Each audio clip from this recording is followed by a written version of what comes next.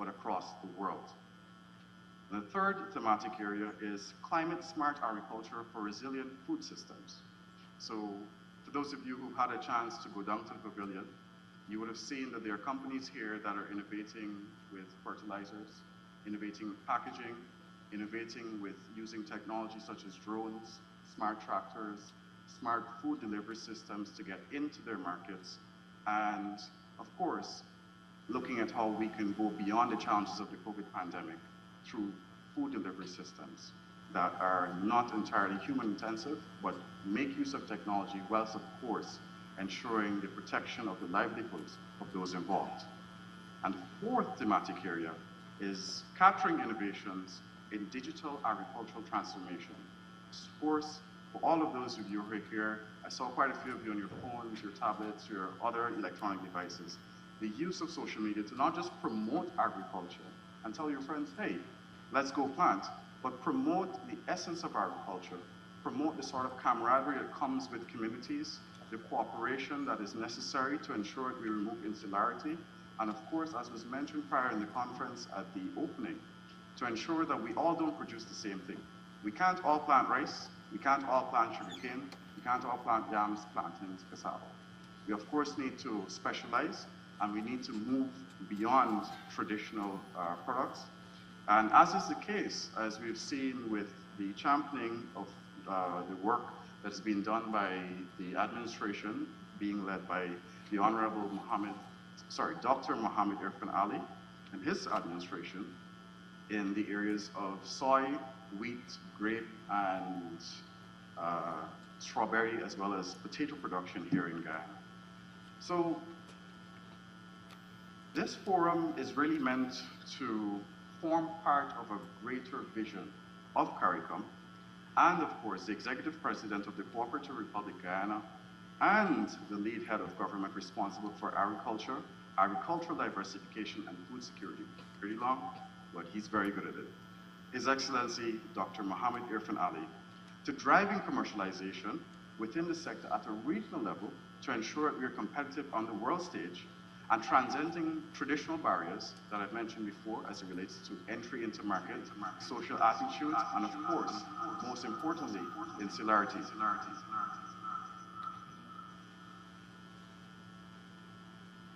In February 2021, at the 32nd Intersessional Conference of the Heads of Government of the Caribbean Community, he presented his strategy titled Advancing the CARICOM Agri-Food Systems Agenda, Prioritizing Regional Food and Nutrition Security. Of course, we'll examine these tenets as we go along today. We'll examine some of the work that his beautiful wife, Her Excellency First Lady of Guyana, Mrs. Ari Ali, has also been doing to promote this vision under the One Guyana Initiative, and we'll get to that when I introduce her a little bit later. But this introduction of his strategy was not just meant to be a talk shop.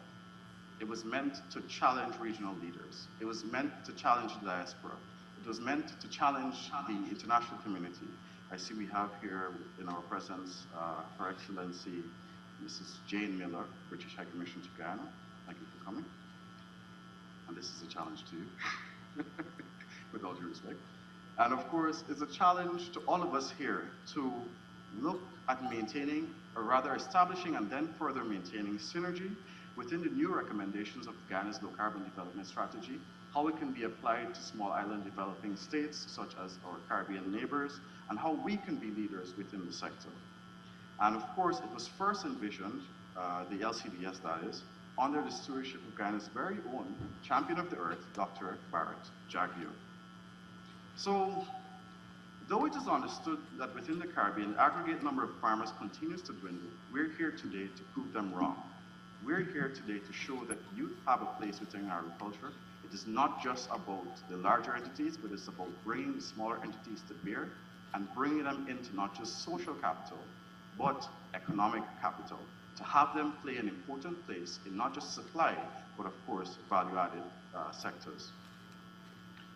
So all of this with the aim of establishing a regional youth advisory group of youth and business leaders, academia, and policymakers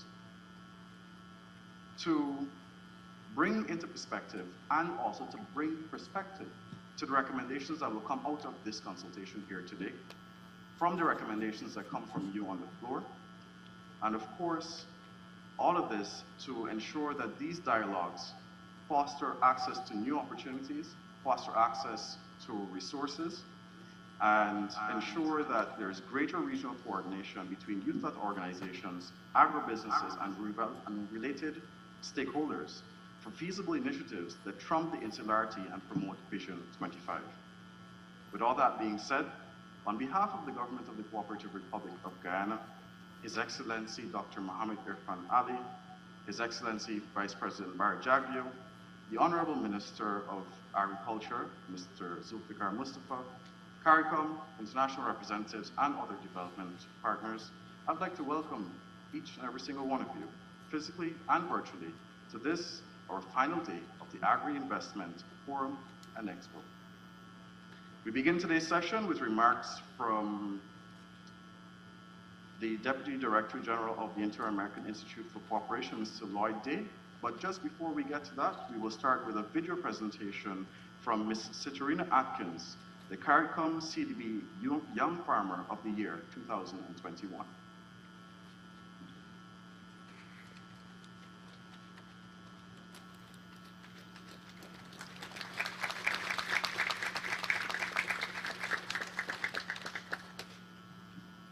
My apologies, it seems that that video presentation is not quite ready for us yet.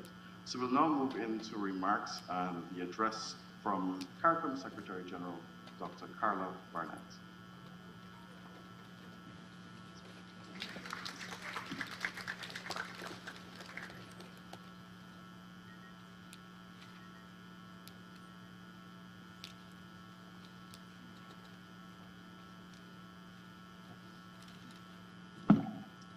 My apologies again. There seems to be a change in the agenda. So, as mentioned before, we're returning to beginning today's session with remarks from the Deputy Director General of the Inter-American Institute for Cooperation, Mr. Lloyd Day. Thank you.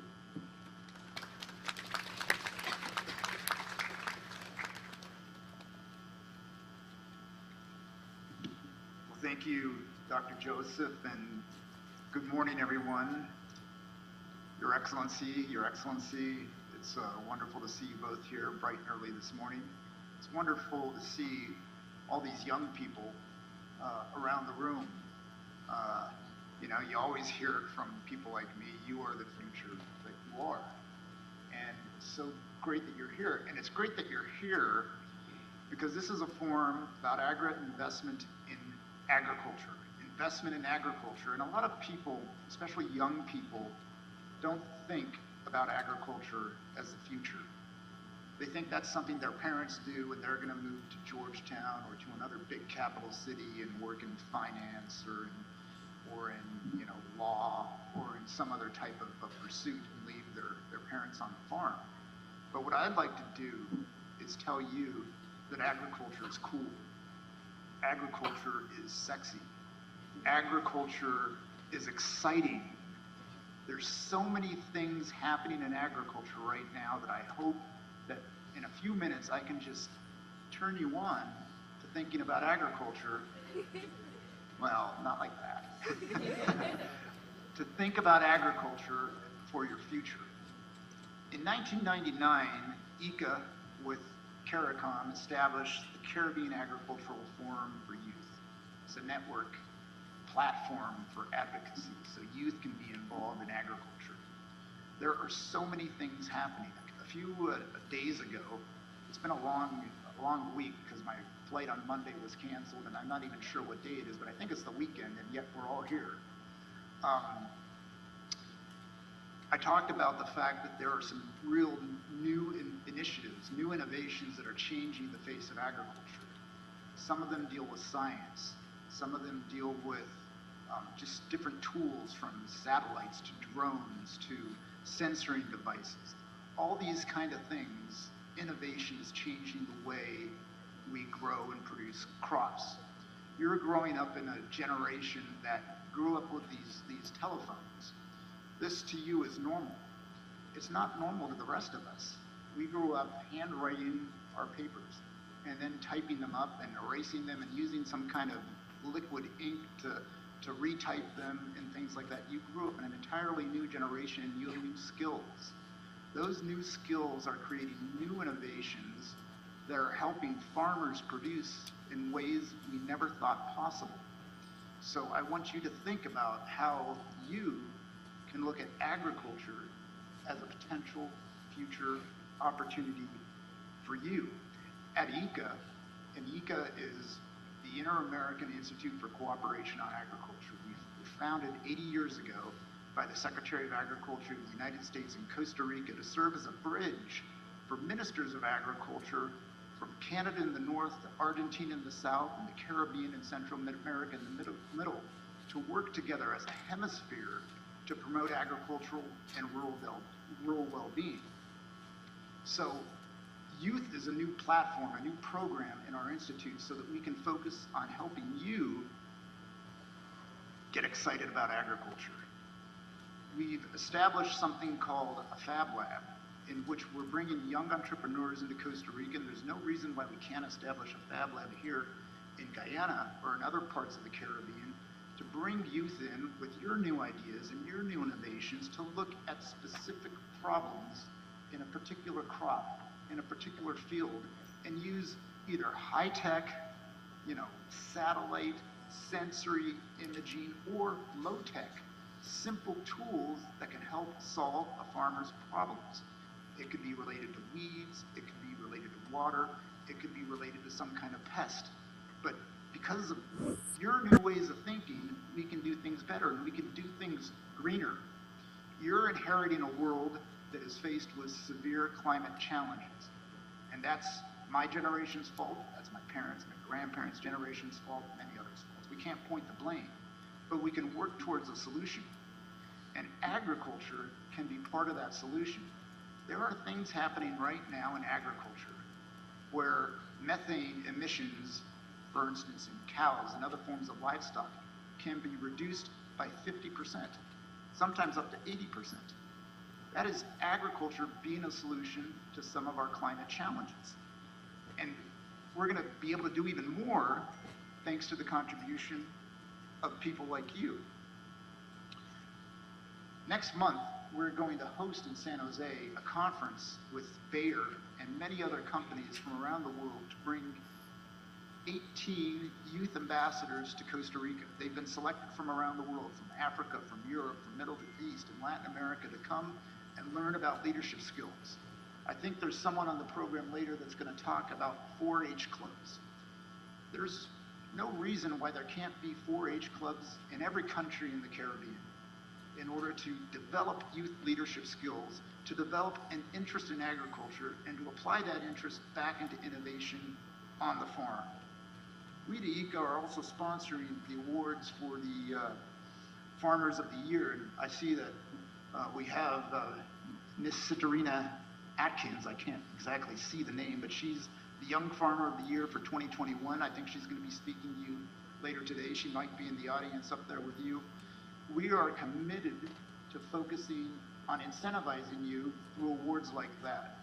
If you follow our website, we have hackathons all the time. Now, you guys might know what a hackathon is. I really have no idea what a hackathon is, but it's something where we have a competition for the youth to develop innovations based on a specific problem where all these geniuses of my generation and others can't necessarily find. You guys can find that. So I hope that you will all think about how you can get involved in agriculture. You can get involved in your parents' farm, your grandparents' farm, and give them some solutions. Learn from these kind of opportunities and try new ideas out. There's a lot better chance that your mom and your dad or your grandparents are going to listen to you than they are going to listen to me. So if you can develop the skills and the knowledge through education, through science, and bring that home to your farm or to your family's farm or to your community's farm, you can make a difference. So with that, I will pass the microphone and turn on to others. I wish you all very well. Your Excellencies, thank you for your time and your presence here. Have a good day.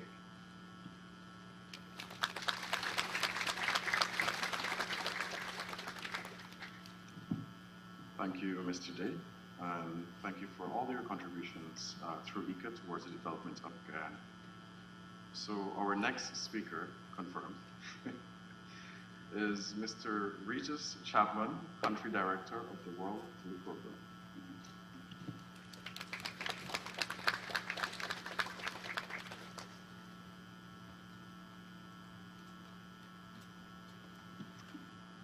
Thank you very much, and good morning, Excellencies. It's a pleasure to be here with everyone. As I thought about what I was going to say today, I think I figured a lot of people would be saying the same thing. How do we make agricultural sexy? And I won't repeat what's already said. Technology, the savviness of youth, listening to youth, etc. And I think, there's also been a lot of discussion over the last 2 days, and so I'll be brief. I don't want to delve into too many details, but I think youth and agriculture is really another one of these topics. We've heard a lot of topics over the last couple of years that have been in the discussion, in the discourse of the CARICOM region for many years now, and we've been talking about this for perhaps too long. So it's like everything else with these last couple of days, I think it's time for us to take that next step and to really look at how do we act upon some of the words that we've been saying. We've also been talking about the increasing levels of food insecurity over the last 2 years. The World Food Program partnered with the CARICOM Secretariat to run 4 rounds of a COVID-19 food security and livelihoods impact survey. And really what we've seen is with each round of the survey, we're seeing greater division between the haves and the have-nots. So we're seeing food insecurity increase across the board, particularly severe food insecurity. We now have around 40% of the population in the English-speaking Caribbean who is to some degree food insecure, and these are worrying trends. We also are seeing that youth are more heavily impacted. So 46% of respondents that were 25 years and under either ate less, skipped meals, or went an entire day without eating. And that's significantly higher than, say, the population that was 60 and over. The youth has also been more severely impacted in terms of job and income loss during the pandemic. So really now more than ever, youth needs to be part of the solution to the various challenges that we've been discussing here over the last couple of days. So I said I wouldn't go too much into making agricultural sexy, but I think it is actually an important part. The youth have an incredible role to play in identifying some of these solutions. Agriculture around the world has changed. It's full of innovations, and we need to look at solutions that the youth have to offer. We need to listen to the youth, and we need to identify what some of those solutions are and how we bring them to scale. And so that's at the individual household and farm level, but it's also ensuring that these solutions come up to scale. We really need to help move agriculture in the Caribbean into the modern era. And what that looks like here in Guyana is going to be very different from what it looks like in St. Vincent or what it looks like in Belize or what it looks like in Dominica. But across the Caribbean, we need to continue to energize the youth to be part of the solution. So the World Food Program, we're very proud to partner with CARICOM on a campaign called I Am Agriculture. I believe we'll see some videos over the course of this morning that highlight some of that work. But it's an initial effort to hear more from youth and farmers alike on the importance of agriculture across the Caribbean. And we look forward to continuing our engagement with the CARICOM Secretariat, with our other partners around the region, including FAO and governments as well. So thank you very much. As I said, I'll keep it short, and I'm trying to stay true to my word this morning. So thank you, and look forward to hearing more from you as well.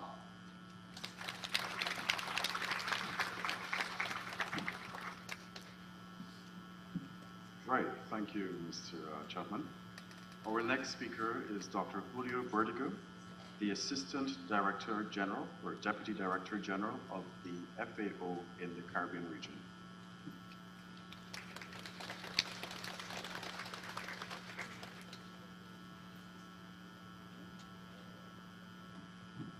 Excellency, good everybody. Well, why do we have this space on youth and gender in the context of an agri-investment forum and expo? Why do we need to have a dedicated session? We need to have a dedicated session because if we don't create these dedicated spaces, it will not happen on its own.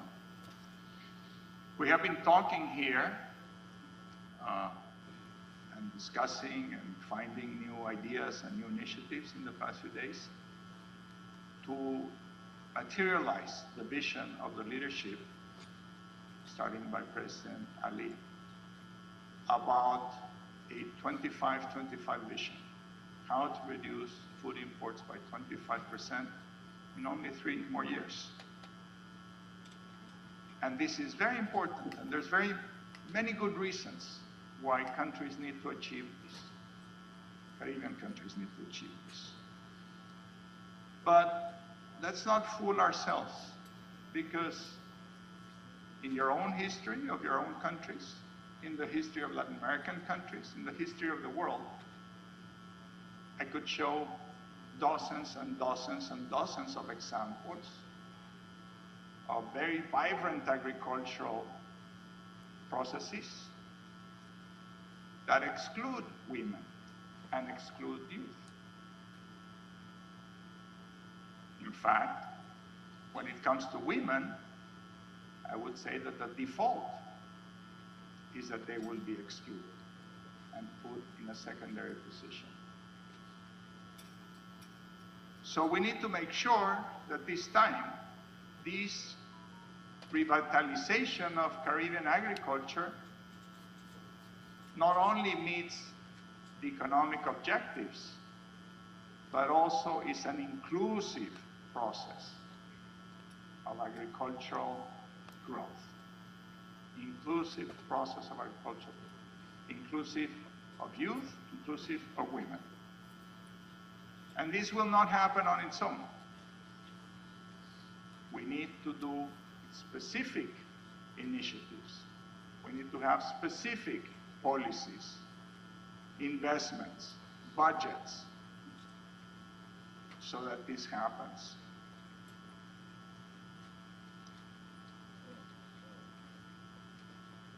I would like to suggest that as we move forward in this 25-25 vision, we need to think about another dimension, First Lady, perhaps, and is how by 2025, we can have 25% more agricultural initiatives led by women and led by youth. Let's have some metrics. Yesterday, I was privileged to visit an extraordinary initiative launched by President Ali, the shade houses. I imagine many of you have been there. These are the type of things that we need, but 10 times more, 20 times more, 50 times more. We need to invest, we need to work together with you. Because if we can get youth engaged in this 25-25 vision, we can make sure that the next wave of agricultural growth in the Caribbean, it's not only an economic success, but it also bridges with environment and with digital, because it is youth who can make this bridge happen. Agriculture, environment, digital. Only you can do that. Us old folks don't have the buy-in in these issues that you have. So FAO is the United Nations Organization for Food and Agriculture. We're a global organization. We have a very strong presence in the Caribbean. And we're making many investments in providing technical assistance, training, policy support to expand the opportunities for youth and women in agriculture and in agri-food systems. We will be standing next to the governments and next to you as you move forward. We have a number of projects. I don't want to bore you with a lot of details. My colleague, Gillian Smith, here, is a representative in Guyana. We have representatives in other countries in the Caribbean. You can all approach them and make sure that FAO supports your initiatives. Thank you very much.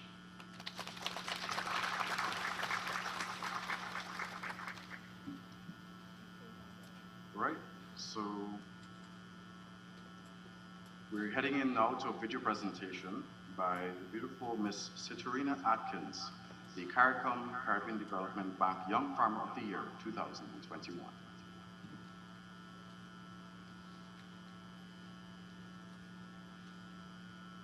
Peppers, Irish potatoes, and a variety of other crops.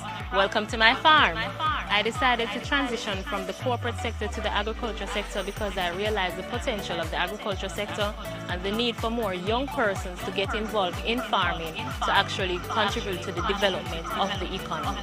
I ventured into agriculture for the business aspect of it, but when I'm in the farm and see my produce go from seed to fruit, I know I'm moving closer to self-actualization. I want to operate on multiple levels of the value chain. So not just farming, but also want to go into agro-processing and exporting for myself. So I'm doing my research, I'm contacting Jumper and I'm working towards that. I'm looking maybe the next 3-5 years, I'll definitely have something established within this community because it's a good community development.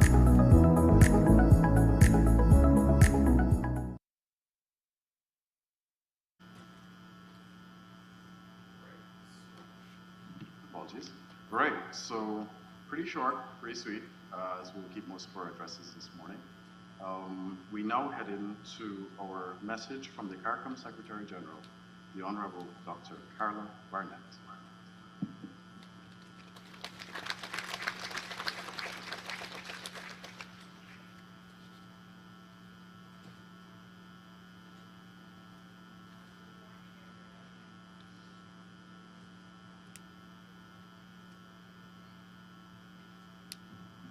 Are you hearing me now?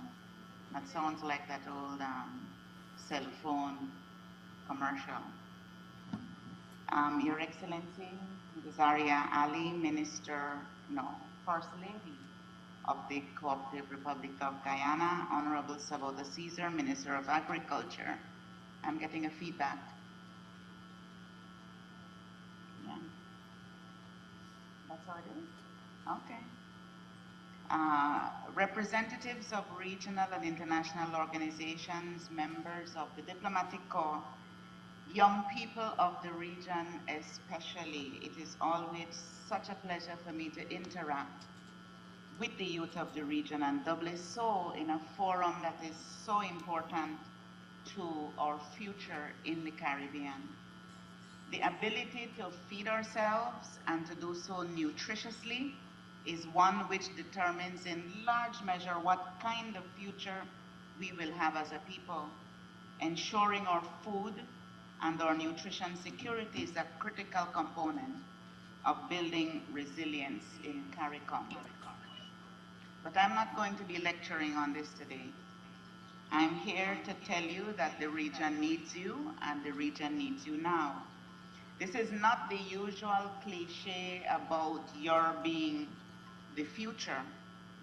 Your immediate involvement and action is integral to how this community could achieve the goal of ensuring its food and nutrition security into the future.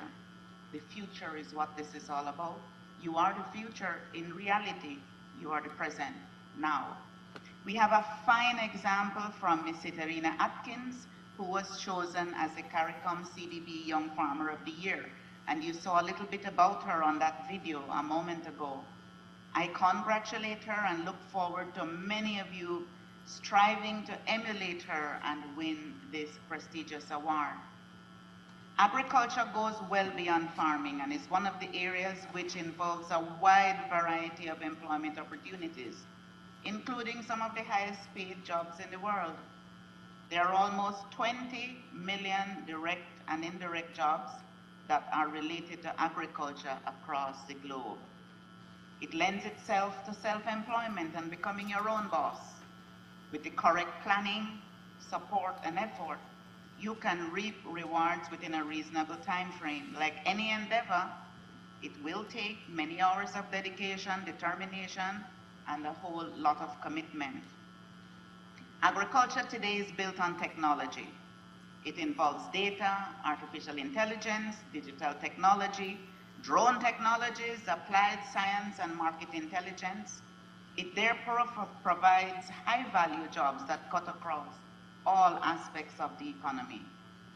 And the affinity that we like to talk about young people and technology, the reality, of course, is that that is just the way society is organized in this day and age. In our day, it was just organized differently because technology did not exist and was not as important at that time as it is now.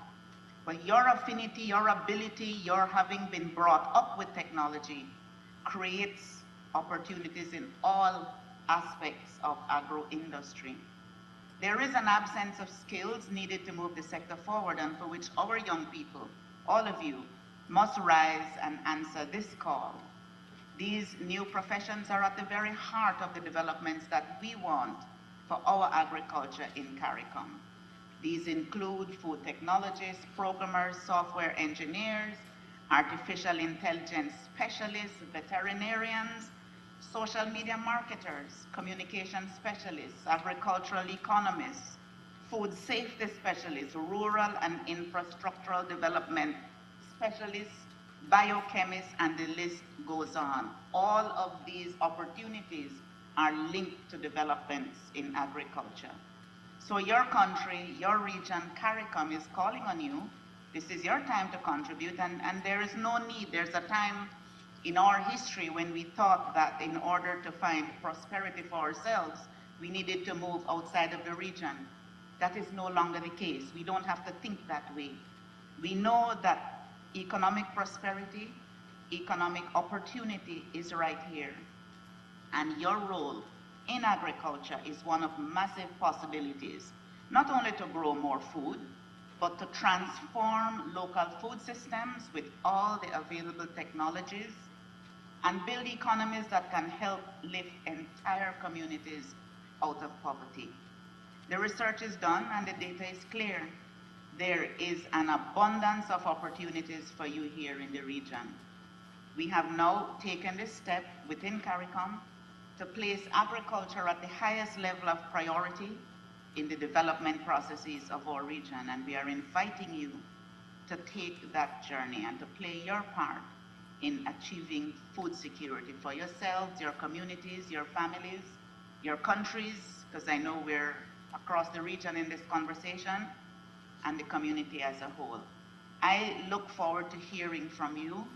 I believe it's important for us to always interact with, learn from you. Yes, there are things we learn from young people. We sometimes behave as if we know everything, but we don't. We learn from you. And we want to especially be able to develop policies and programs that reflect your desires and aspirations and guide you to thinking through the role of agriculture and the possibilities presented here. Your voices are being heard, we are listening, your voices will be counted, but you have to speak and let us hear. Thank you very much, and I look forward to an interesting and important dialogue this morning.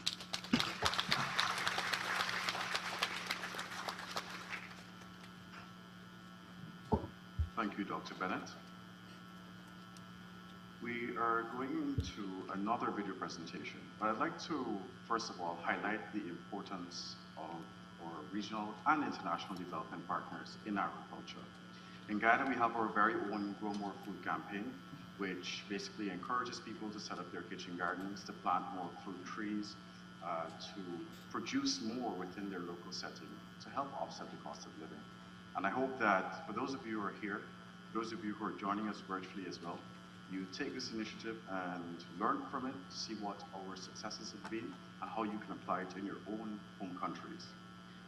With that being said, as you take these initiatives home and you learn from us today as we learn from you, the idea is that we want to look at each other and then look at ourselves in the mirror and understand that agriculture is not necessarily meant for any specific enclave. agriculture is meant for each of us. And as you do so, remember one saying, I am agriculture. So with that being said, the I Am Agriculture Youth in Agriculture Initiative by the World Food Programme and CARICOM is being presented to you in the next video presentation.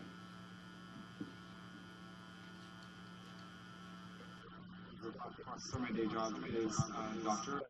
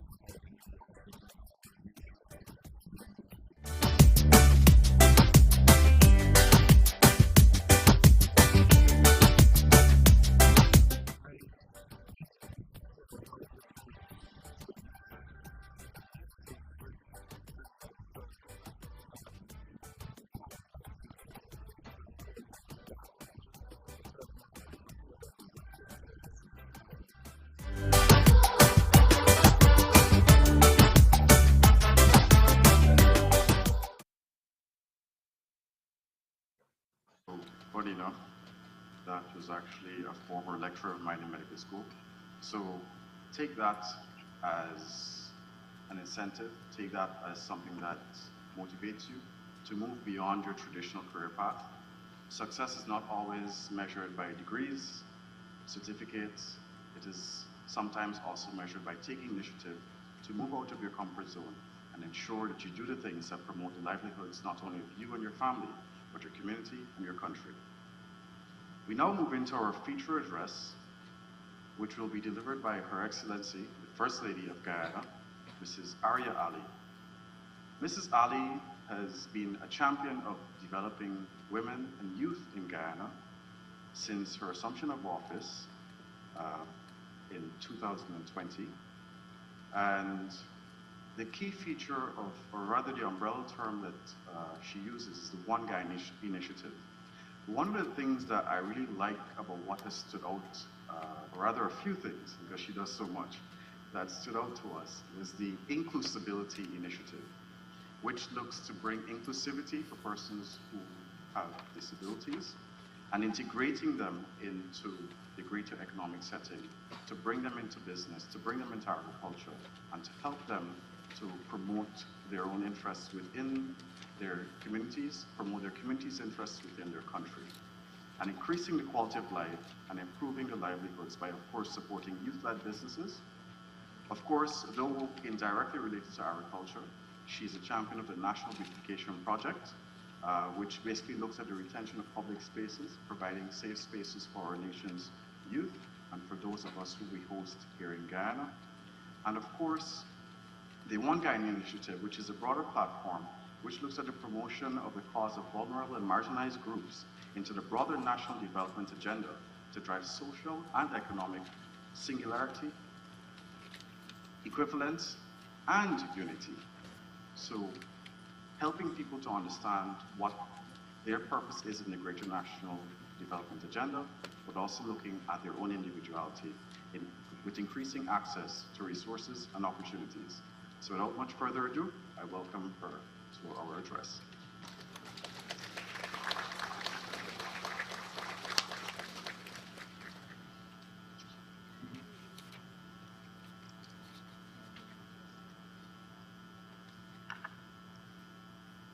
Good morning.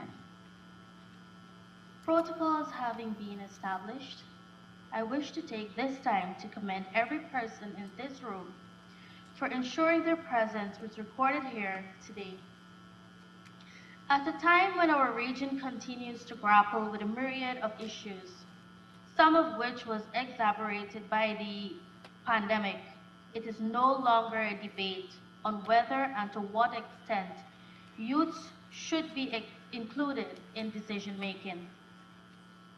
Your presence here today is a demonstration of the importance of youth in generating solutions to move our respective countries and region forward.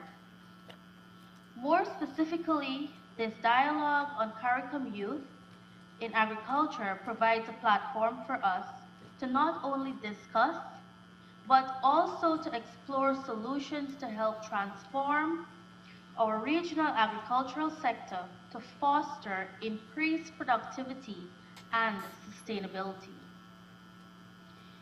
Leaders, we must continue to recognize the importance of youth in the sector and the important roles they play and can play in boosting regional agricultural development and the transformation of our agri-food systems.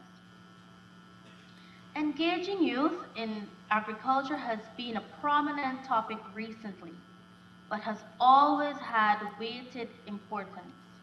It has risen up from the development agenda in the CARICOM region, as there is growing concern that young people rather, have become disenchanted with agriculture.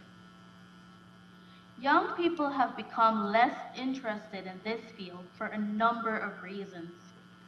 One of which is a perception that agriculture is reserved for those who are unskilled and is unstable form of livelihood. Nothing could be further from the truth.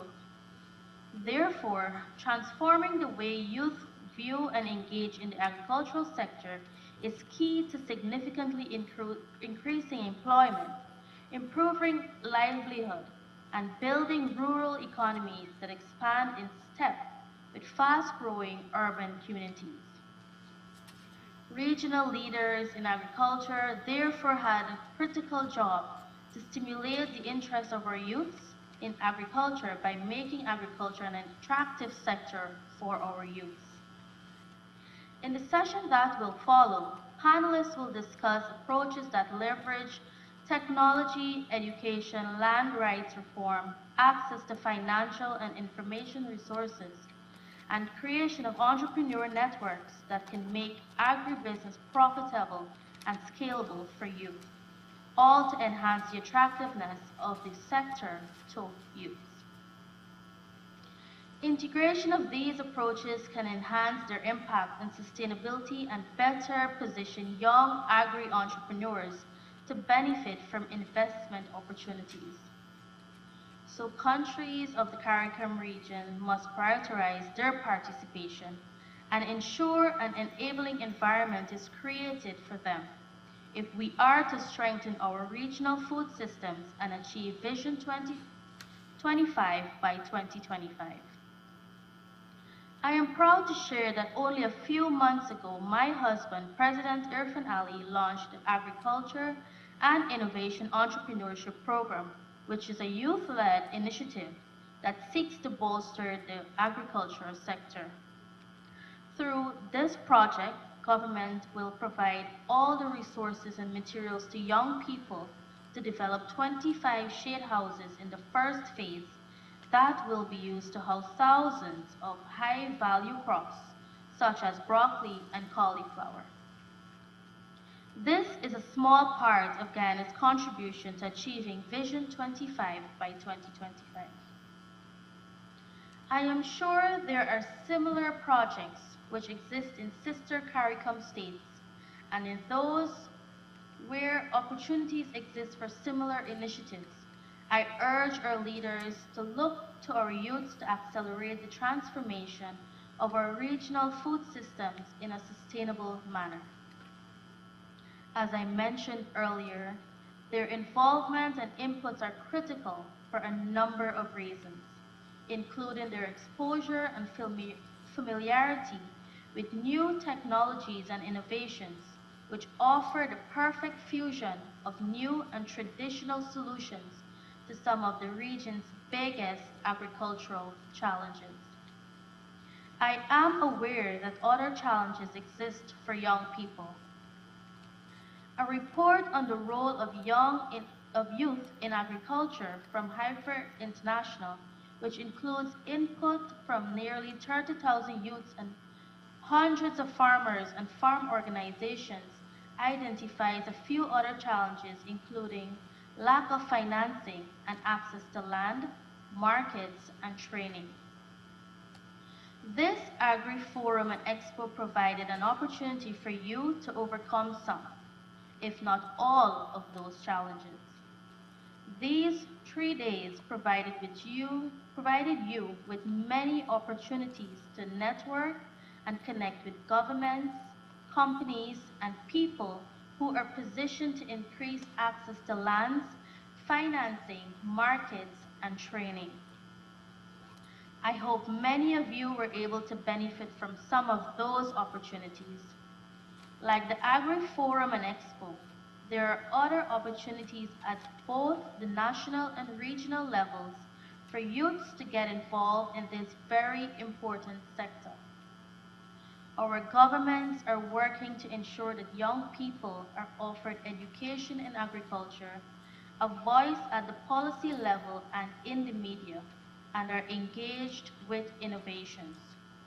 As we look to find solutions to feeding our Caribbean region and reducing our food import bill by 25% by 2025, the creative and innovative youths of this region have a critical role to play. The only question is, are you ready? Thank you.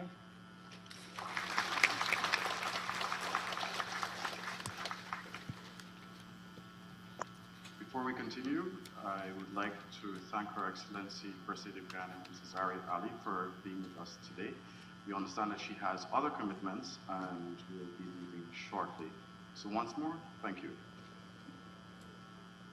So we now head into our panel discussions, where we'll have our presenters who will be joining us virtually.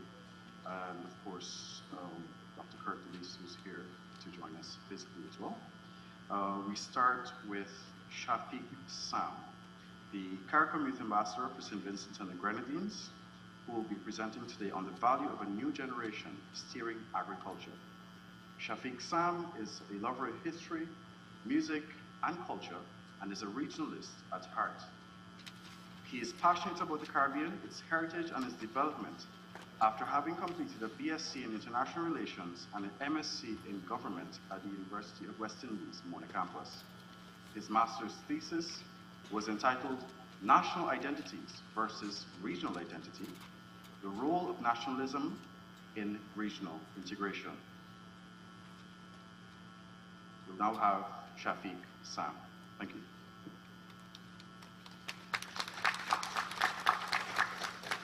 Good afternoon, everyone.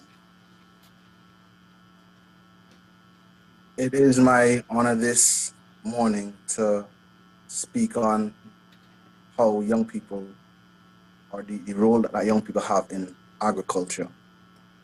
Now, young people play in this. If you can hear us, can you just yes, I can hear you. We can hardly. Well, we actually can't hear you. So could you check your audio first, please? Are you on mute?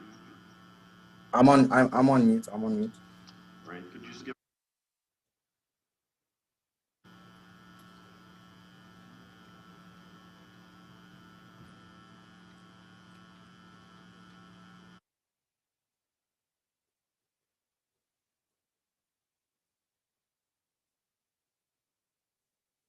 He serves as CARICOM Youth Ambassador,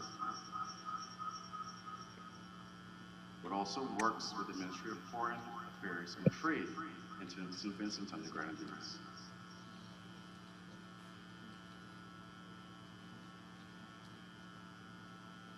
As mentioned, he's an ardent regionalist, and his areas of focus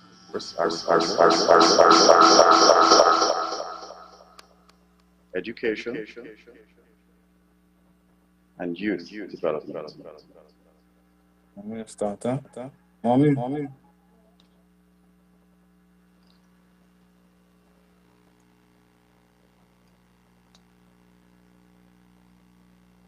Can you do a mic test for us, please, Mr. Sam?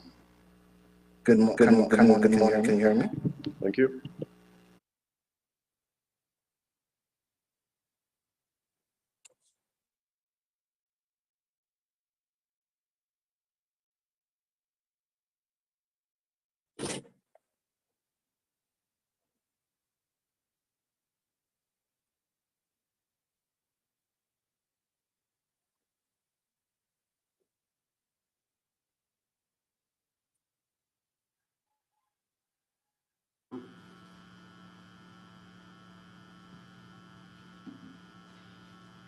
We do apologize for these technical difficulties. As we are distracted by these difficulties, let us place our eyes on our First Lady as she makes her exit from the auditorium, gracing us with her presence.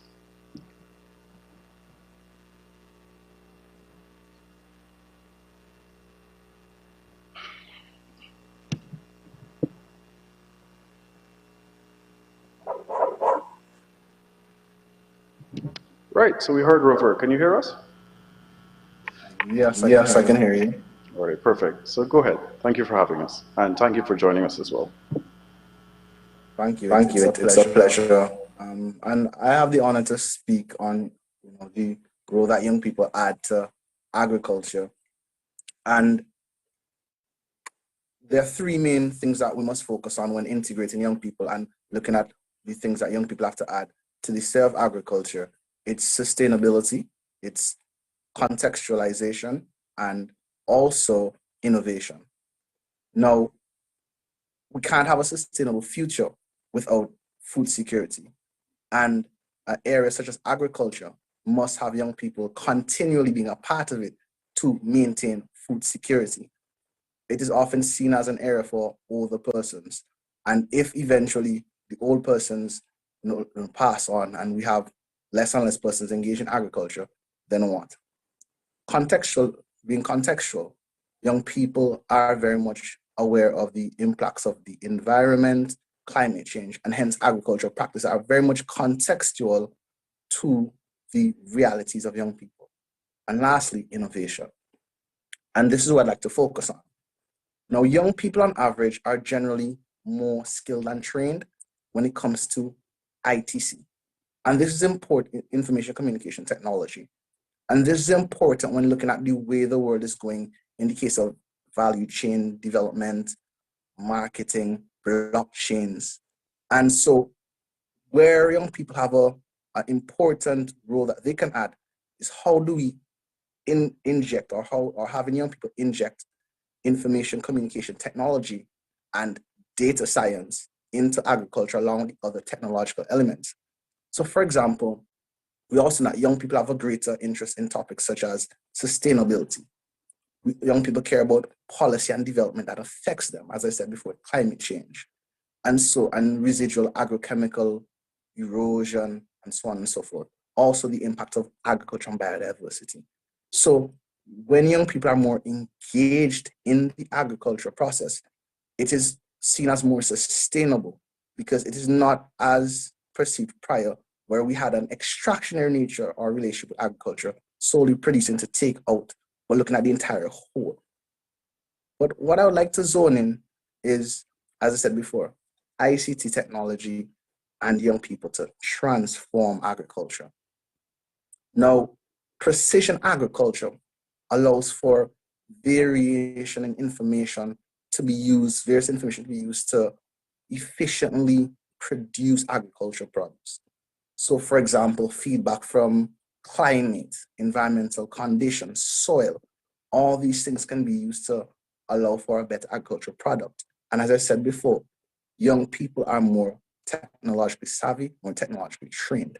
It is an opportunity that young people can use to utilize their ITC skills to improve data systems, to work in agriculture. But there are various needed components for precision agriculture. So for example, young people could be engaged in different parts of weather tracking, which allows for decisions on when to plant crops, how to adjust, satellite image mapping. Now, there are various recommendations to this. So for example, soil and water sensors, as I said before, weather tracking. This can be used by young people who are in agriculture to improve the yield. Now, this also comes with some impediments. So for example, you might have that type of data collection system, but it may be hard for one individual to collect that large amount of information. As such, this is where the state may come in, right? Because it's hard to store that large volume of data. Now, youths also can play a very important role in being the bridge between the previous generation and the current generation. So, or the previous generation and all generations together. So, for example, we know of these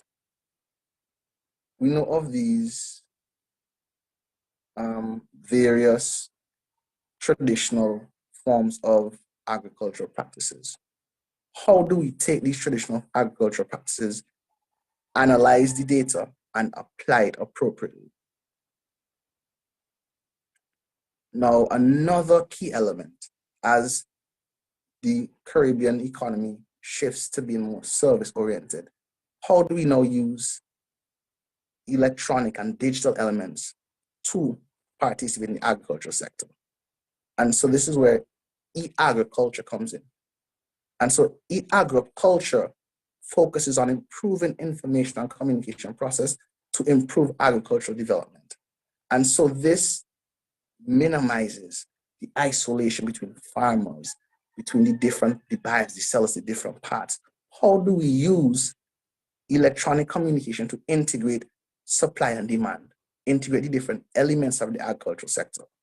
So, for example, currently in St. Vincent and Grenadines, data is collected and fed into a government information system where it is analyzed, right? However, and we also have a farmers registration system. However, there are opportunities that young people can investigate the various issues. Young people can investigate the various shortcomings of this to not only provide more information, but to provide more in-depth information. There are training opportunities, there are opportunities for young people to, for example, to produce content on training and modernizing agricultural information. This could be integrated through mobile applications, mobile phones. This would allow for farmers to be able, who can't interpret data, to be able to understand. So for example, say we have some agronomic data, climate, soil, so on and so forth. By collecting that data, analyzing that data, integrating it into applications and having it into easily understood videos, easily understood charts, content, it allows for the entire system, both young and old, to be integrated. Because our older rural farmer may not fully understand what the data says. However, if it's analyzed and contextualized, it can be easily understood.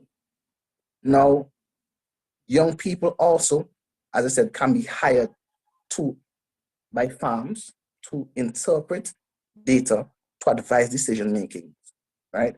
To manage information systems. Some agencies have large historical databases that could advise on climatic factors. And so young people can provide the insight in these areas. Additionally, young people can be acquired for social marketing to connect them to the consumers. They can post videos, share content. In sum, young people add, as I said, sustainability, because food security is not for now, it is for ever. They provide contextualization, aware of what are the current trends and issues that directly affect young people, what are the current policies, and thirdly, they allow for innovation. By having young persons infuse the present agriculture system with data analysis, information analysis, use that information and ITC technology to communicate what are the different issues in the agricultural system, soil, climate, water, how can we improve this? And not only analyze it, but also communicate these results and this information in a way that not only that the farmers can understand, and farmers throughout various generations.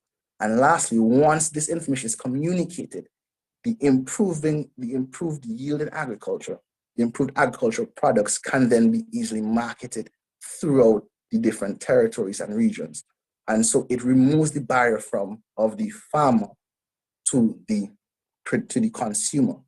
And so collectively, young persons have a key role in redefining the agricultural system, in integrating it, and in innovating. I thank you.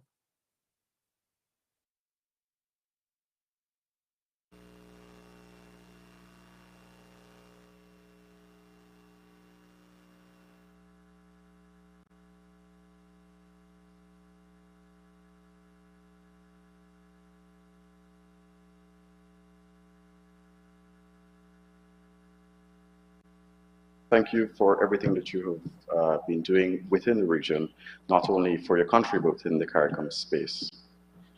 I now bring to you Mr. Ron Blake, the CEO of the Jamaica 4-H Clubs. The 4-H Clubs of Jamaica seek to empower youth in agriculture and related areas using adaptive technologies to create wealth while contributing to national development. Their aim is to become a youth hub to ensure that they promote agriculture within the entirety of the Caribbean using Jamaican best practices, and of course promoting entrepreneurship through their Rural Youth Economic Empowerment Program, or the RYEEP, which actually can be found on their website, jamaica4hclubs.com.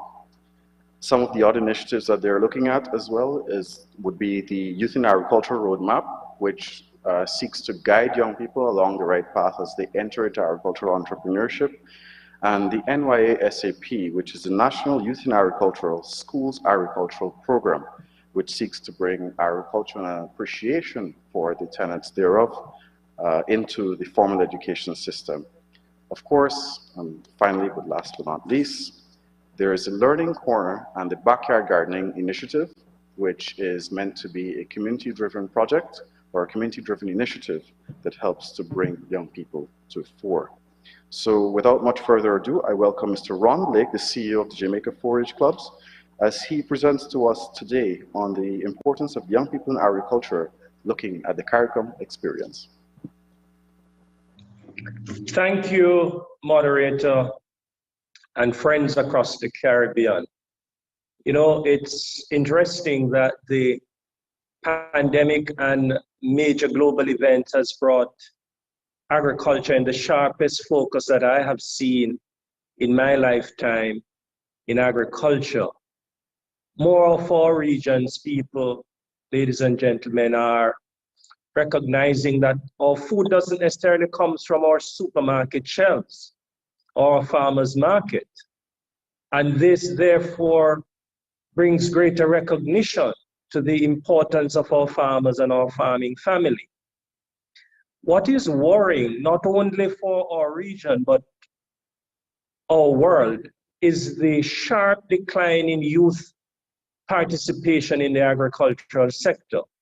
When you take into consideration that 60% of the region's population is below the age 35, and that the necessary proportionality in terms of participation in the sector does not exist, then this becomes a worrying trend for the region as well as the globe. If you were to take into consideration that the average age of the Caribbean farmer is approximately 52, and a piece of statistics that I certainly most times don't like to share, because there's usually an unsettled position around these statistics about average age. But what is more comforting is the work that IFAD is doing in settling the debate about what is the global average age of the farmer, as well as at the regional and at our respective national levels. Because what needs to settle that debate is an appropriate and accepted definition as to who a farmer is. And what am I talking about? If you're a mechanic, and if you don't own a mechanic shop, you are still counted as a mechanic. Right now, if you are working 50-60% of your time as a farm labor without owning your own farm, you are not counted in the farmer statistic. And so these are some unsettling position that needs to be agreed on, and I think it's going to be necessary that as national arrangements, we must participate in the debate and ensure that there's a settlement around how do we define the farmer globally. There are some, and moderator spoke to a lot of what we are doing in terms of getting young people to become interested in agriculture, recognizing that the past for most of our region people, as it relates to agriculture, has been one that has not been attractive. But the truth is, despite that, we cannot continue not to have an appropriate, ready replacement cadre of young farmers to replace those farmers who will be displaced from the sector.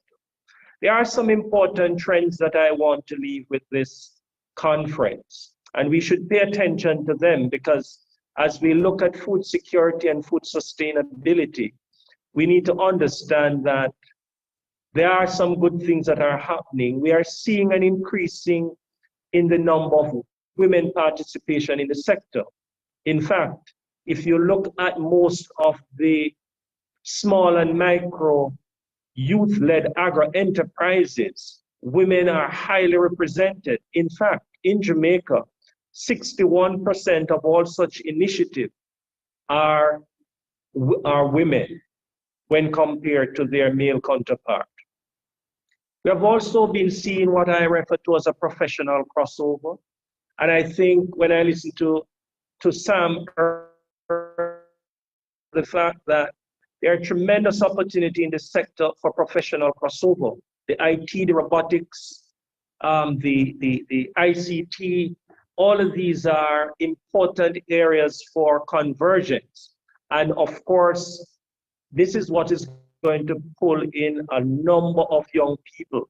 And I think our national youth farmer for the region is in fact a professional crossover. In fact, she was actually trained in marketing and business, but recognized that agriculture is not only important to the sustainability of our people, but that agriculture is also very much a lucrative business with very low barriers to entry. And so we are seeing an interesting trend, not just in Jamaica, but we are seeing it in Trinidad, we are seeing it in Barbados, where a lot of persons who are trained as engineers, medical doctors, are coming into the sector for business opportunity. Also, an increase in the number of persons studying agriculture at the post-secondary level. I often said that when I studied agriculture almost 30 years ago, only about 100 Caribbean young people were studying agriculture across the entire region. And that would have been the College of Agriculture in Jamaica, the College of Agriculture in Guyana, and of course we had St. Augustine with a couple of Jamaicans, and then there were the few who went outside of the region to study. What is the situation today?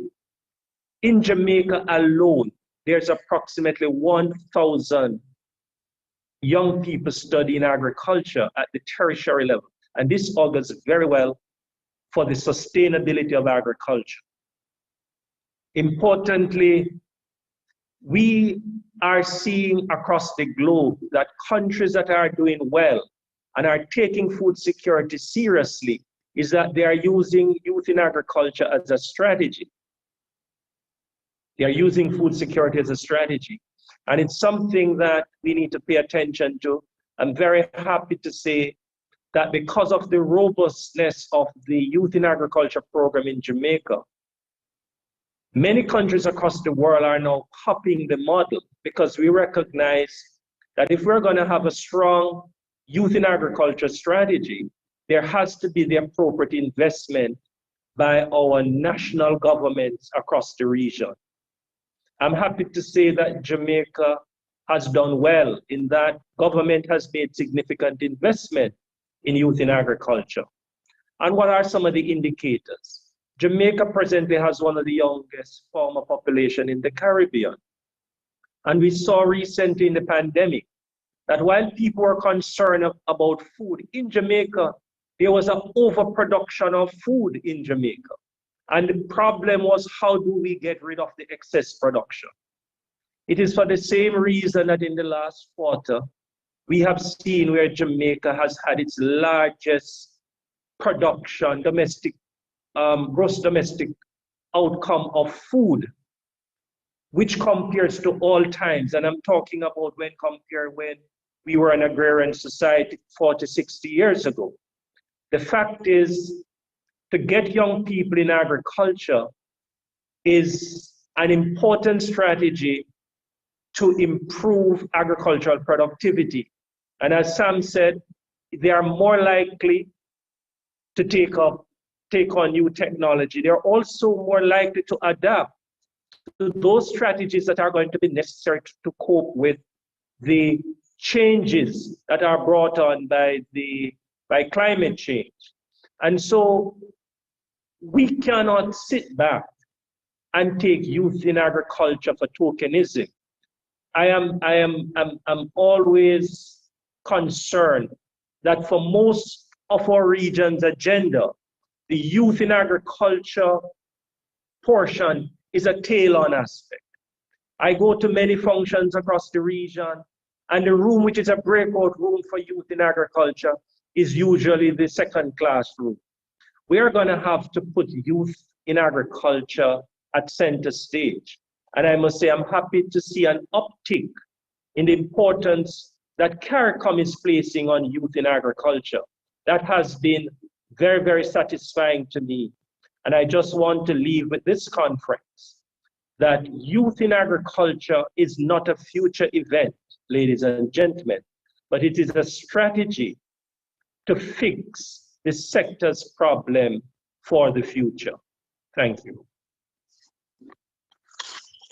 Hi everyone, my name is Shaniel Humes. I am 27 years of age. Thank you, Mr. Here at Model Agricultural Productions Limited, I am the sales marketing. Hi everyone, my name is Shaniel Humes. I am 27 years of age.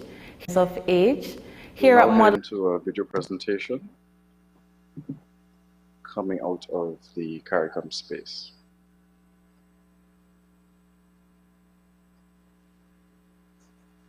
Whilst we wait for the text to bring. Okay. Hi everyone, my name is Shaniel Humes. I am 27 years of age. Here at Model Agricultural Productions Limited, I am the Sales Marketing Officer and Research Assistant.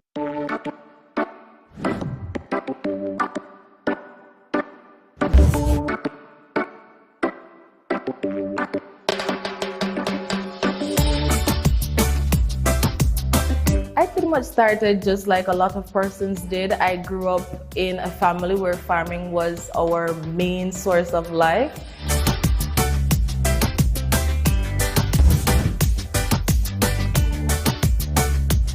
Agriculture is important to any country's economy. I always try to encourage young persons to, go into agriculture, because if we don't have agriculture, then how are we going to feed ourselves?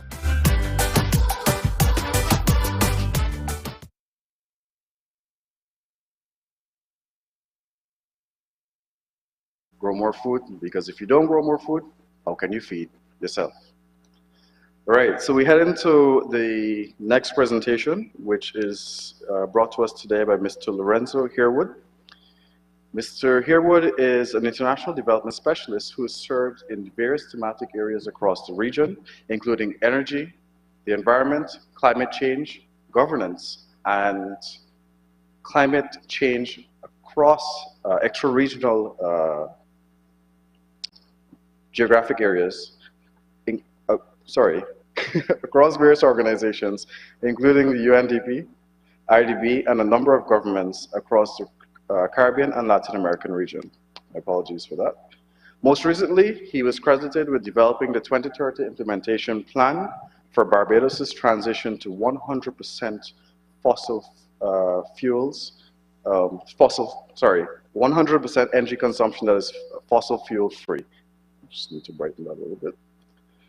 In this transition, Mr. Herwood currently serves as a senator in the Parliament of Barbados in the administration of the Honorable Mia Amor Motley, while still focusing on his role as the executive director of the private entity Farm Finder Global, an international NGO focused on strengthening connectivity between Caribbean and African stakeholders in the agricultural sector. Mr. Lorenzo Herwood.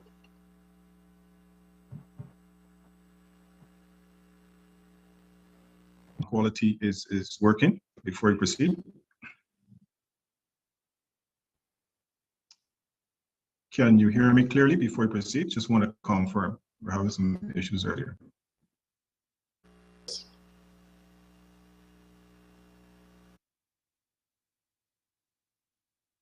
Loud and clear. Good morning. Just trying to come. Okay, fantastic. Thank distinguished guests and members of the panel, and of course you, the young people in attendance today, particularly you, who essentially this forum is created to facilitate. I am pleased to present on the topic of finance and youth in agriculture with a view to ensuring a relatively frank representation of the concerns, but also some possibilities as well.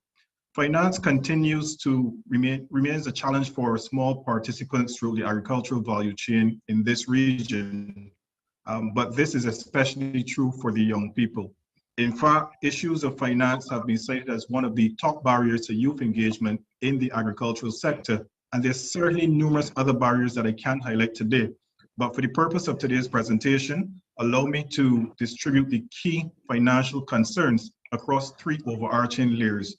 These are: one, availability of finance; two, accessibility to finance; and three, utilization of financial resources. In terms of the availability of finance, many of the key finance and investment entities in our small open economies across the region, they operate in a state that we refer to as excess liquidity, meaning they have a reservoir of resources that can by far outweigh the demand from the agricultural sector in terms of the financial needs. Now, these reservoirs of finances are huge, but they're only fit for purpose and useful to our young people if they are first internally and intentionally allocated for the purpose of establishing a profitable relationship with the agricultural sector. And this relationship has to be a long-term relationship and therefore focuses on the future farmers of the region. Sometimes, even when the funds are made available for the purpose of agricultural development, young people encounter the issue of accessibility. And in many cases, at the center of this dilemma is a lack of collateral to secure the funding. This is even more frustrating for those young people newly out of their agricultural studies and research and with an abundance of ideas and enthusiasm for growing the sector. And this enthusiasm is not limited to the most popular regions. Particularly if I take Guyana, it is not limited to Georgetown, it is not limited to Berbice, it is not limited to Mahaica, but it also extends to those young people in remote regions as well, such as Madia. In essence, although the funds may be visible, they may be widely advertised across the televisions and seemingly available, barriers such as these that place them out of the reach of young people make them inaccessible. Utilization, sometimes even when the funds are made accessible for the purpose of agricultural development, young people again encounter the issue of ineffective and inefficient utilization of those resources. This therefore speaks to in large measure to the inability to apply adequate levels of financial literacy, the inability to properly treat the enterprise, whether it be a large farm or small farm or related enterprise, as a viable venture that provides employment, that generates revenue, and that stimulates economic activity. So now that we have outlined these problems, we ask ourselves, what can we do about them? And for presentation purposes today, I want to put them within the spirit of three related questions. Question one, how do we make financing more available for young people? And I can draw reference from both inside and outside of our region to identify possible approaches for replication. At an extreme far distance, and without prejudicing the efforts of other financial entities represented here today, I take note of the approach of much larger financial institutions outside the region, such as HSBC in the UK, with its functional relationship with the National Farmers Union to the realization of something called a Student and Young Farmers Program. Now, this program creates a direct linkage between new young farmers and financial institutions through a carefully crafted onboarding process that encompasses the building of technical capacity, the understanding of the importance of networking and building corporate rapport, and administering the fundamental concepts that ensure financial viability. This institution as well has developed a broad network of 90 agricultural professionals. They're practically full-time staff of the bank, so they include persons like agronomists, agricultural economists, food science experts, logistical experts, and even climate change experts. And their sole purpose is to help existing farmers expand their enterprises and to onboard new young farmers into the sector. So therefore, we need our financial entities in the region to get fully on board with the 25 by 25 initiative. We need them to create specialized programs led by specialized and committed staff for the agricultural sector. And we need them to secure and appreciate their position, not only as lenders, but also as key facilitators in this ambitious regional transition. Coming closer to home, we also have notable initiatives helping to mainstream young people. In Barbados, for example, there's a Farmers Empowerment and Enfranchisement Drive, commonly known as the FEED program, which creates a soft landing for new participants in the agricultural sector with the provision of land, extensive training, and also the provision of initial inputs. It is government-led, and it also has made a significant impact on the efforts to enhance food security across Barbados. A similar program was recently launched in St. Vincent and the Grenadines, and it was dubbed the Agri-Entrepreneurship Program as well. Be that as it may, government cannot do it on their own. And this is where I re-emphasize the need for private investment to add more sustainable packages that cater to the sector and its future, the young people. Question number 2, how do we make finance more accessible to young people? As mentioned earlier, one key barrier is that of the stipulation to have collateral. Now, in all fairness to financial institutions, this requirement serves to protect them as financial institutions in any agreement and helps to mitigate the risk of failure or loss associated to many of these ventures, not only in agriculture, but any business that comes before the bank. So the conundrum exists where the young people do not have the collateral to qualify for the financing, and where the bank's business models, being profit-oriented, requires them to have this in place to protect their financial interests. And this is where the governments across the regions and the governments across the region can also play a greater role in partnering with these institutions and farmers to provide guarantees for the youth who wish to access the resources. Government-backed guarantees add a level of comfort to these arrangements, thereby making accessibility a reality. In recognition of the fact that most young people will be looking for support at early stages, financial institutions can also give special consideration to the lending rates associated to new entrants into the sector. If we package these critical suggestions along with a few others, then we have truly a precursor to enhanced activity in the industry from among our young people. I want to also encourage the youth, many of you who know each other, to consider where possible pooling your resources as a viable option to securing adequate funding for the initial stages of your operations. We can never discount the value of crowdfunding as a viable option, given the numerous examples that exist across the world where this has worked. Now to the third and final question, how can we ensure that resources received are properly utilized? This is where we now divert our attention from the financiers and the banks and investors, and we now focus on equipping you, the young people, with what is needed to manage those resources once received. In our region, we need to expand the programs of financial literacy, not only at the stage where there is an interest expressed to become a farmer, but way before that. And this is where some aspects of curriculum review and reform may be needed. And this is needed to ensure that all new young participants in the agricultural sector, that you all have the conceptual knowledge of how to interpret changes that affect your finances and make timely decisions accordingly. Financial literacy enables you to moderate your enthusiasms when faced with extremely high returns, simply because now you weigh those excess resources against possible changes in the environment. Financial literacy enables you to moderate your temperaments against possible disappointments and treat them as pivotal experiences along the learning curve. Financial literacy promotes patience, it promotes discipline, it promotes progress. Availability, accessibility, and utilization, a triplicate of factors disproportionately affecting the participation of young people in the agricultural sector. And by simple logic, if we can agree that our young Caribbean girls and boys are the future of this region, then our efforts to make finance more available, more accessible, and better utilized by our young people must start today as a matter of urgency.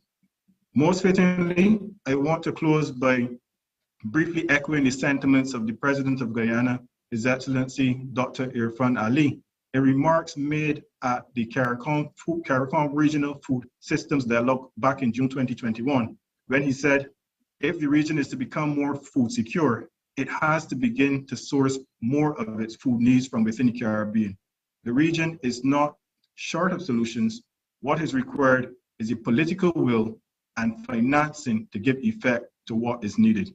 Therefore, ladies and gentlemen, let us act as one region, let us act as one people, let us get it done for our young people, and let us get it done today. Thank you.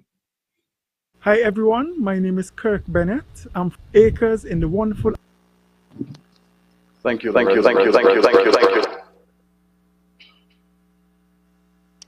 We see that, and I'm sure this is a proud moment for those of us who are here. The region, where a One Ghana initiative can become a One Caribbean initiative, and where our motto of one people, one nation, one destiny is being promoted in a different sense, where we have one CARICOM, one Caribbean with one vision. Again, for our younger participants here, for those of you near youth and other youth stakeholders, please forgive me for this next comment, but I'm sure the young people are excited about the young man's presentation. Access to finance is always a barrier when it comes to young people in business. So, as Mr. Crab says, money, money, money, money. Moving on, our next panelist is Dr. Kurt D. DeLise, who is currently ICA's Special Affairs Coordinator for the Caribbean region, very energized, and also ICA's representative to Suriname. He holds a PhD in Rural Development from the Postgraduate College in Mexico, in addition to a BSc in Agronomy Engineering and an MSc in Agricultural Diversification. He has more than 25 years experience working in agriculture, though he doesn't look like it, probably started working at 10, and rural development issues in Latin America and the Caribbean in areas of sustainable agricultural systems, organizational strengthening of producer associations, public sector project management, and funds procurement for development projects. Guys, this guy is here, don't let him go, we need that money. Dr. DeLise has also authored a number of papers in agriculture and rural development, as well as public sector project management. He's here today. Let's take advantage of what he has to say to us. And of course, again, don't let him get out of the room later. Dr. DeLise.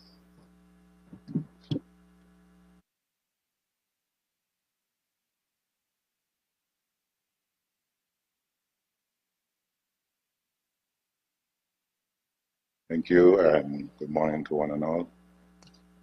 It dawned on me while sitting there that I was the only panelist in person. And I would like to indulge the moderator if there are any punishment for the panelists. I'm only taking my share. Thank you, colleagues, Your Excellency, Dr.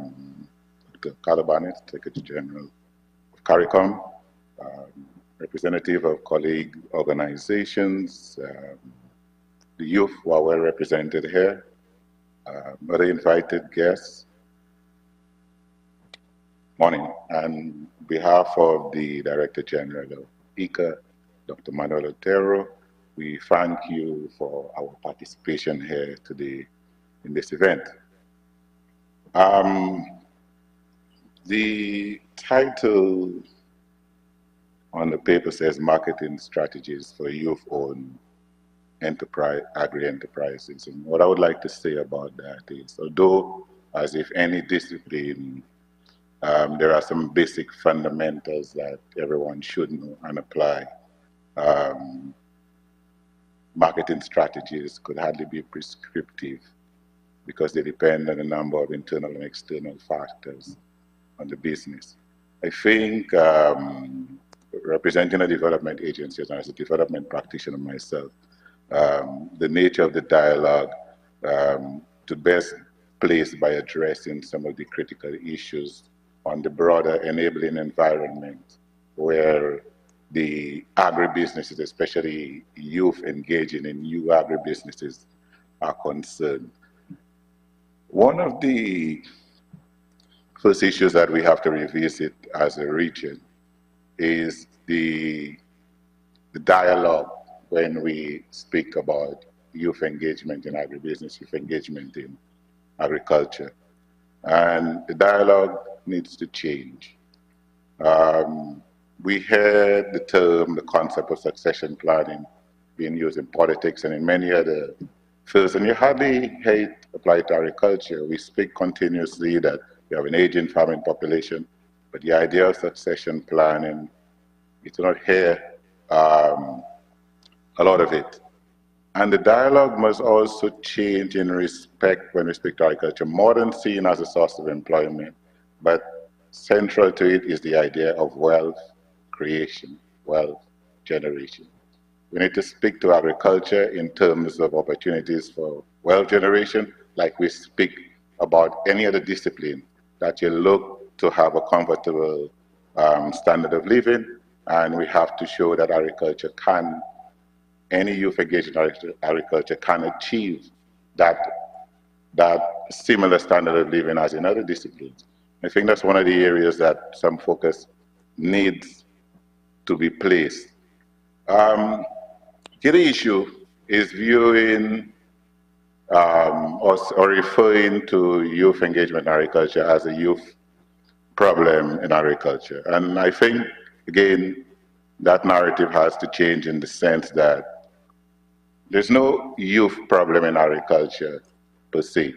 What we have is a general problem with our agriculture, which impacts youth differently as opposed to other persons or other age groups involved in the sector. And essentially what we mean by that is, if you have the general problems that we have faced and you hear from other persons engaged in the sector, you have disorganized sector, you saw one of the panelists spoke to the issue of access to credit.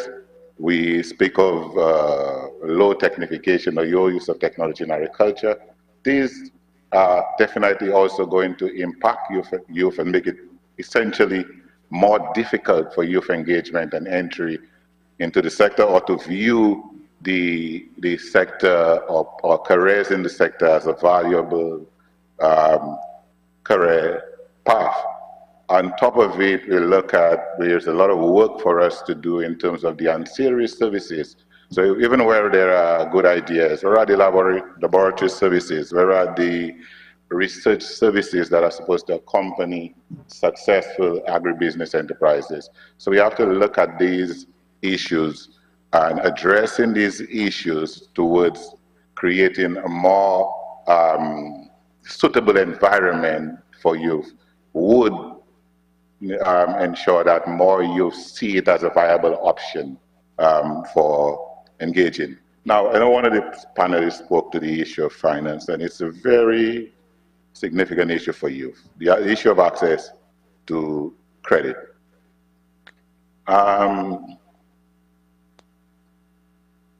Borrowing is at a very high cost in the region. Now think of it. I see many youth here today, when you just live in school, young, you may have all the ideas in the world, you live at your parents' home. You approach a financial institution, any lending agency, and the first thing they place on the table, the issue of collateral. If you're living at your parents' home, you don't own anything.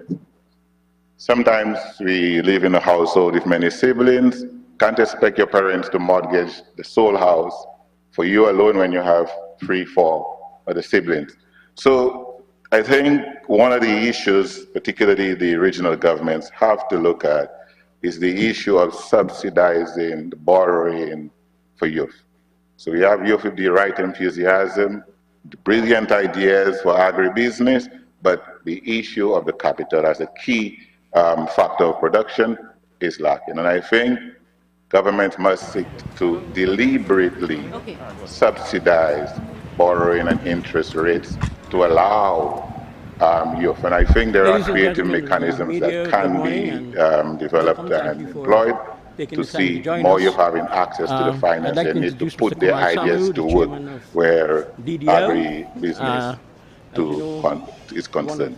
Another important issue for consideration in our discussions and dialogue towards creating a framework for more efficient agriculture in the region. State-of-the-art the youth are not typically brought to the decision-making table. And I think that is an error that has to be corrected. I am from the region as the our Nobel laureate from St. Lucia, Derek Walker, says in one of his one of the poems, my leading neighbor's nations of the dream, world in terms very of right here. I know the region. agriculture. And we have a dairy culture farming. in the region And where of we course, say to DDL and the LR group shut up are when grown-ups are working speaking. to I think many of you grew up in the region, you would have heard that. state-of-the-art grown-ups dairy are farm in speaking, Guyana. not realizing And that over the past week, youth as brains as well, they may Ofer as has been well here, have meeting with a number ideas of which are probably more relevant stakeholders to, or solutions much more determine the relevant to the feasibility issues that we are discussing. the project. We cannot be making with us too is decisions Mr. on Ramesh persons Prasad, the managing who are director not of in the DDL, room who has direct responsibility for and crop expect food. I'll ask positive Mr. Samu results. to give you an It is overview much more efficient, much of the more project, effective if they are in the room, particularly in terms of so that its, whatever solutions we come up with are already agreed to and have a much higher success rate in the end, because the persons importance in are the in the room involved national and and agree regional food security rather than imposing mechanisms. it, and then we have resistance. So that's a key element that must change, and you would recognize that in some of the things that we've been mentioned, that we are referring to different dynamics. Good morning. I think my colleague Lloyd mentioned that, in his time growing up, there was nothing like cell phones. DDL embarked on a So you're major looking at a diversification generation drive who grew up several years in a totally different and the dynamic investment, very with significant technology. investment But in the we top who packaging grew up in a plant generation was where we one didn't of have these things, we are making the decisions major move for them without them. in that So I think this is an diversification area drive. that must be. And And while we finally, design a no facility, time is short. We must, when we designing policy and formulating policy, particularly for agriculture, youth in agriculture, we must begin to think of what we call differentiated policy for the youth. The idea of creating agricultural policy one size fits all has not worked in the past, and it's not going to continue to work. If we agree that youth does not exist as a homogeneous group, and also there are unique challenges and peculiarities that has to be taken into account, the policy must speak to and allow and address these hurdles that are facing the youth, which may not necessarily be the ones faced by a different demographic. So I think addressing that issue of differentiated policy where youth is concerned, taking into account their peculiarities, would be a much better prescription going forward. Now, this is not an exhaustive list, but I think these are some of the key areas we could begin to address if we want to see a more effective youth engagement in agribusiness and in agriculture. Thank you, colleagues. Hi everyone, my name is Kirk Bennett. I'm from Acres in the Hi everyone, my name is Kirk Bennett. I'm from Acres in the wonderful island of St. Vincent and the Grenadines.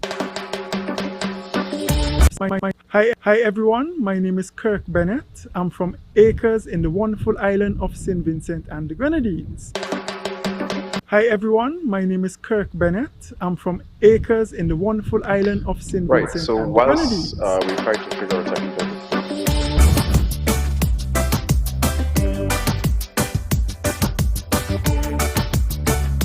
I've been farming since the year 2000, and it is now 2022, so that's what, 22 years.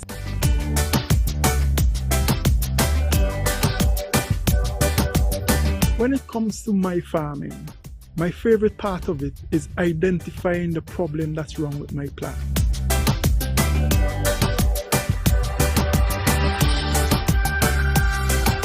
Farmers are the backbone of our economy. We eat every day, and farmers feed us every day.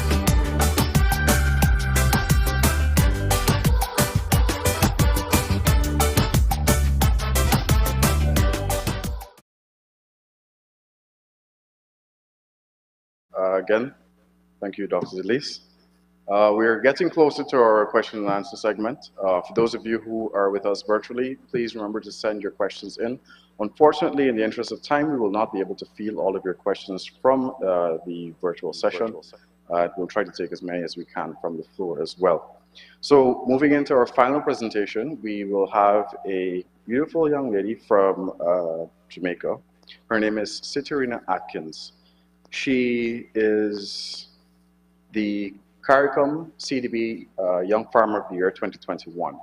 And as we're going here, we want to talk about looking at each other and looking at ourselves and realizing that agriculture, even though you're here, might not necessarily be your primary focus, but it's something that you might be interested in.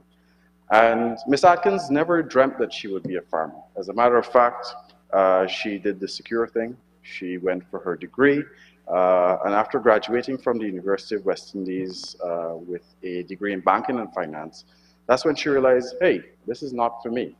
This is not something that I necessarily want to do. And she found that agriculture was definitely more viable, and she found a way that she could use agriculture to promote her community, which is the Newhall district in Manchester, Jamaica. So with her eyes set on her career in agriculture, she enrolled in a number of agricultural training programs, specifically starting out with the Jamaica 4-H clubs that we mentioned before. For those of you who've been asking, it's jamaica4hclubs.com. And she started out in their Rural Youth Economic Empowerment Program, where she's now a member of the organization's Youth in Agriculture Committee, where she helps to guide a lot of the work that they're doing with the government of Jamaica in schools and in other public spaces. And she is also the REAP Agritech Entrepreneur Program. She works with them, rather, which is facilitated by the Young Women and Men of Purpose in Jamaica in collaboration with the Entrepreneurs Across Borders, which is a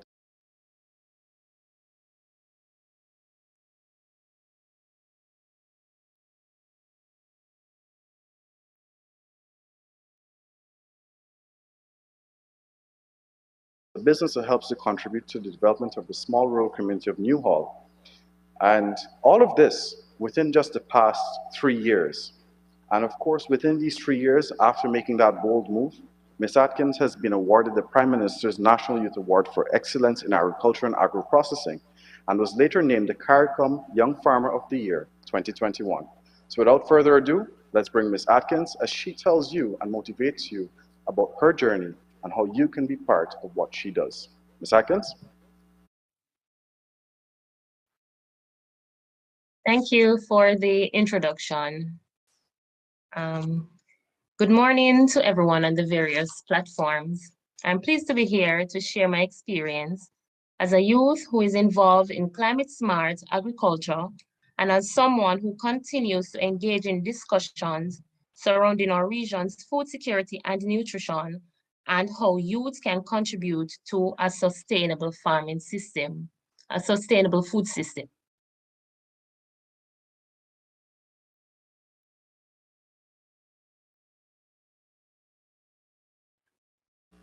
Full pause, full pause, full pause, full pause, full pause, full pause, full pause, full pause, full pause, full pause. Enough said, enough said.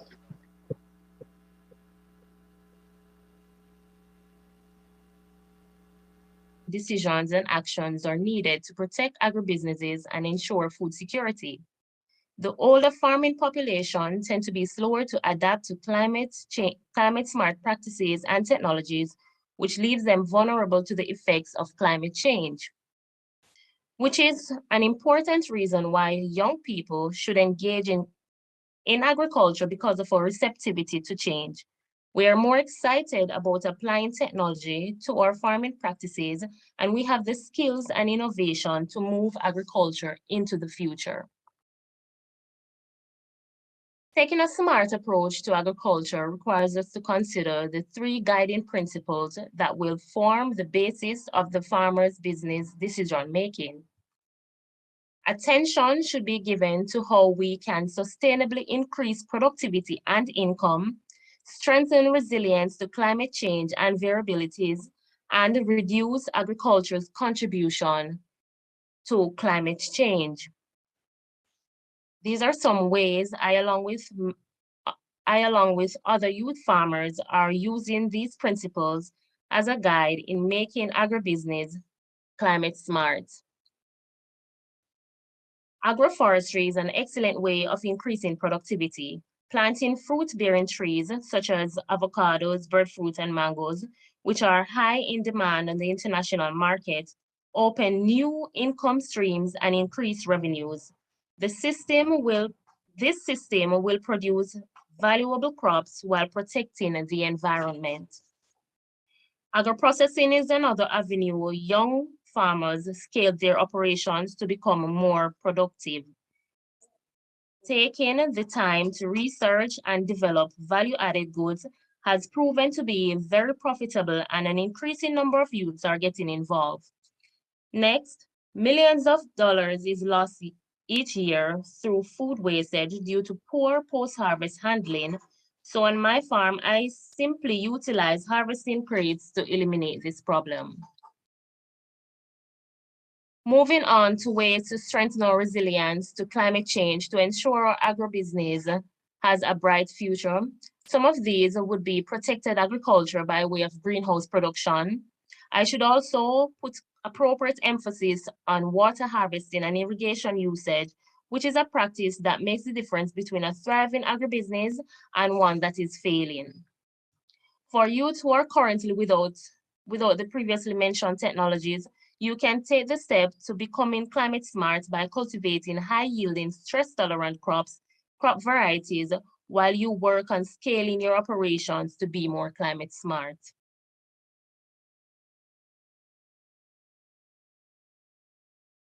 Finally, let us look at some ways young farmers are reducing their contribution to climate change. We are incorporating organic matter into our soils. We utilize cover crop techniques by way of mulching. We utilize soil cover techniques by way of mulching and cover crops, and we avoid slash and burn techniques. All these practices is in an effort to improve soil health. Degraded soil is a major cause of climate change, and these small actions can reduce our carbon footprint. Becoming climate smart is an opportunity to innovate and adapt, and I implore young people to engage in agriculture and let us farm smart and eat smart. Thank you.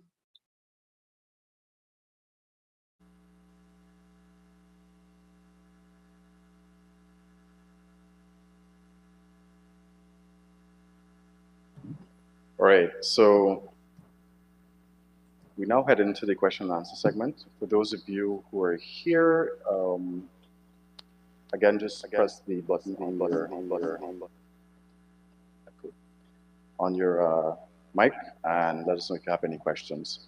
We'll wait for those of you who are here virtually as well to send in your questions. Does anyone on the floor have anything to ask?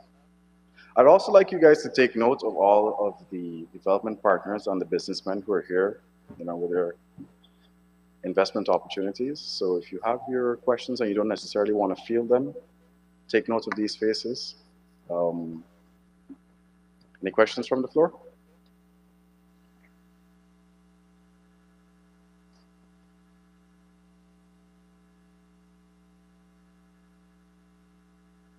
Just press the button in front of you. Good morning, everyone. I would like to, first of all, commend the organizers for having this particular focus, and that is being youth in agriculture. My name is Ian Harris. I'm the Executive Director of a hazardous area response team. In Guyana, the name of the organization is HEMS, and one of the services that we're delivering is youth mental health services. So I would like to direct my question to the gentleman. I didn't get a chance to get his name. My question to you, sir, is that I know that you began by saying that there's a need to repackage the language towards youth in agriculture. And I know that based on how you spoke, that you are quite aware of the challenges faced pertaining to youth, taking into consideration that it's a combination of Generation Y and, Generation Millennials, Generation Y, and Generation Zs. I believe, sir, that it's just a suggestion that the language should be speaking more about agripreneurship rather than farmers in agriculture. There are a number of challenges facing youths when they coin the term, well, I want to be a farmer. And by saying or by promoting the use of the word agripreneurship, it swings psychologically the thinking into the option of seeing agriculture as an option for wealth creation. So I would like to commend you to basically raising that important point. And I would like to ask, moving on in terms of the next steps, coming out from this particular forum, what facilities will be put in place from your end to address that question? Thank you.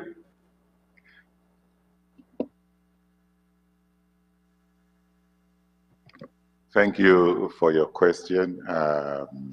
I'm not sure I could speak on behalf of the governments of the region. I think the idea of the forum is that we already put ideas on the table which could serve as input for the decision makers. And as I understand it, they are listening, they are engaged, the reports will be prepared on this forum. What I could speak to as ICA International Development Agency with direct responsibility for agriculture and rural development, our role really is to facilitate the member states and provide technical assistance in achieving these objectives that we set out. So definitely what I could state to you that we are committed to seeing that transformation and that change.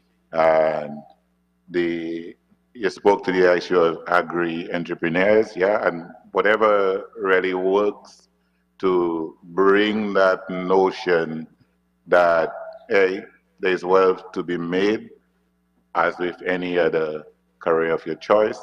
And there's something that we lose sight of. And I think one of the things that we are doing in ICA now is really, we are working with CARICOM to really strengthen what we call the South-South cooperation, where we look into our Latin American brothers and sisters. Some of the countries are very highly developed in agriculture. And if you travel to some of the countries, some of the wealthiest families in these countries are agricultural families. Some of the most influential families are agricultural families. There's no shame, or they come from agricultural families. There are museums, you know, with the whole generation's involvement in agriculture. So I think that's what we need to do, show it as a path and an avenue for wealth generation and provide the environment that the youth could realize that wealth. Thank you. Thank you, Dr. Idlis. Good morning, everyone. For the young people in the building, you are the future. We are. My name is George Lamazon, Management of Marfan Co-op Society, Chairman of the Youth Group. In this capacity, we always say the order for young people is access to financing. We mentioned on the government level, they need to do something to get young people more important with agriculture. The first key thing is rebrand agriculture, not in a hard work, because when young people see a farmer, they see a fellow on boots, looking like you do some hard work. Rebrand agriculture in a technological way and make it more efficient. In the government level, they can create some kind of a bond, some access to finance that government play.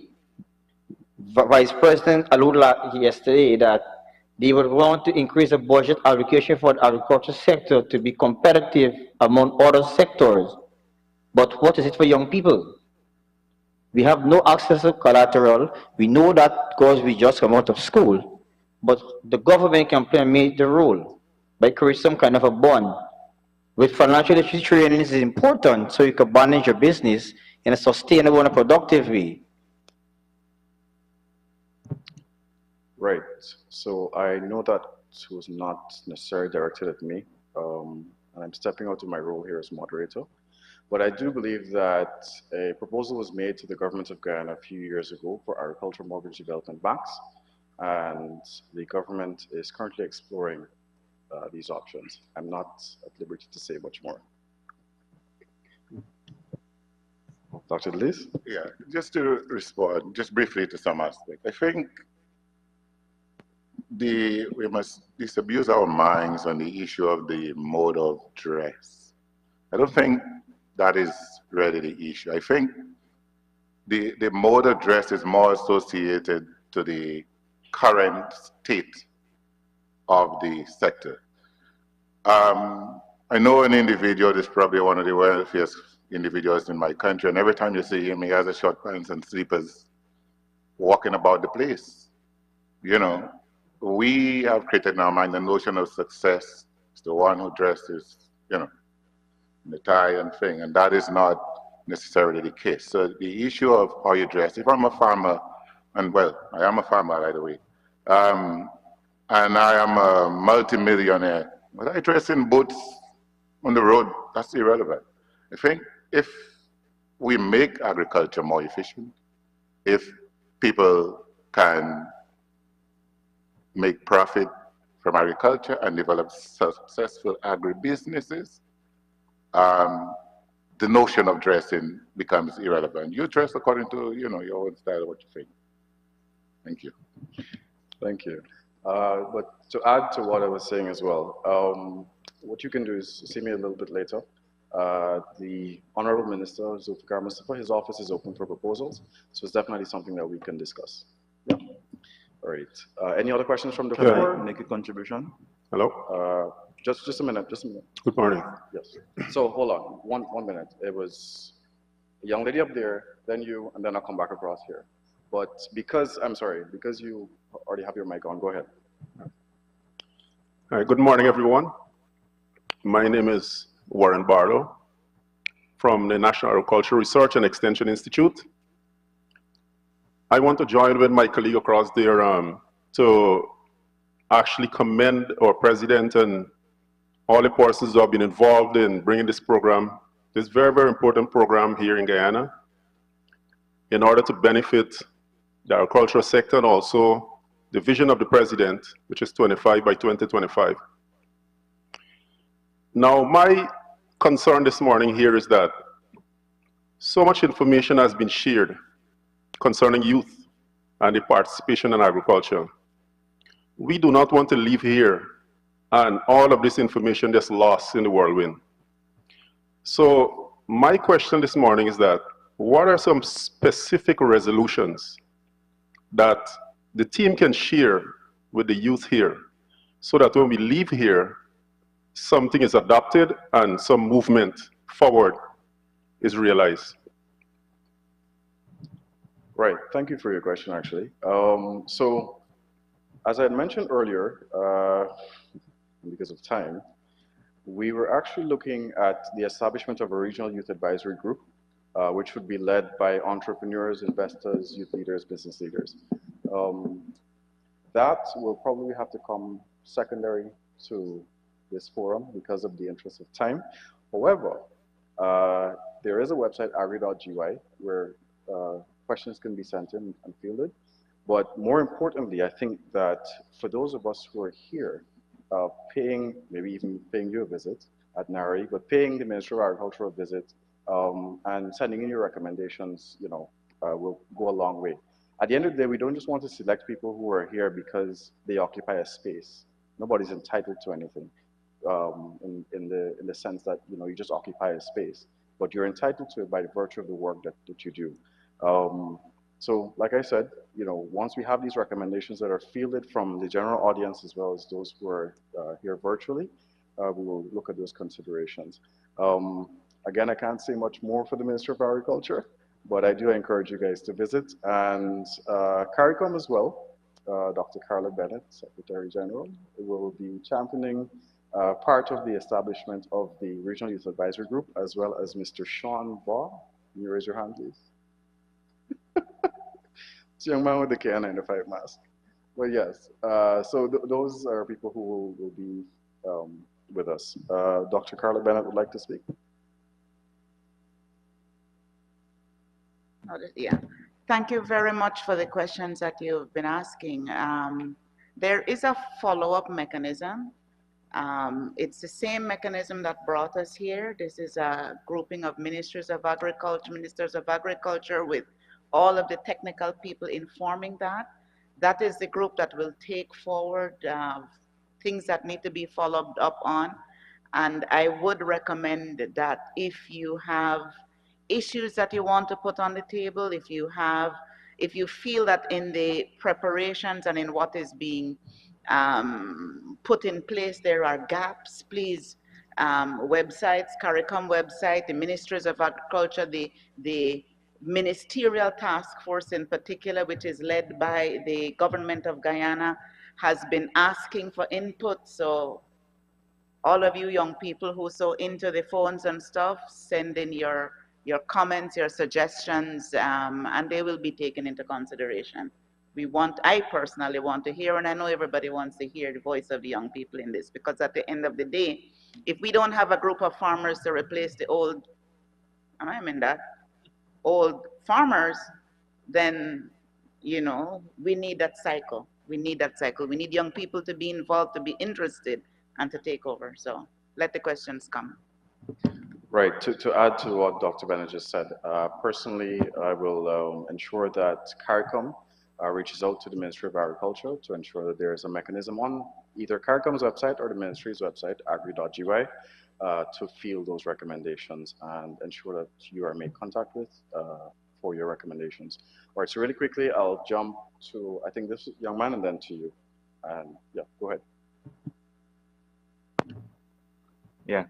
So my question is, my scenario question. As a young person, I often consider agriculture as something time-consuming, especially when my farming is unsuccessful due to circumstances such as the weather and purchasing of fertilizer. I'm saying this from experience. So my question, what's the approach to help young people like myself that are thinking the same, and what are the plans to increase our interest? Would any of our government reps like to take that question? Okay, to be very frank, young man, I cannot answer your question at this time. I'm not prepared with that information. But what we will do is take note of your question. Maybe you can see us a little bit later afterwards, and we'll just have that fielded as well, all right? I'll get to you in a few. Young lady up there.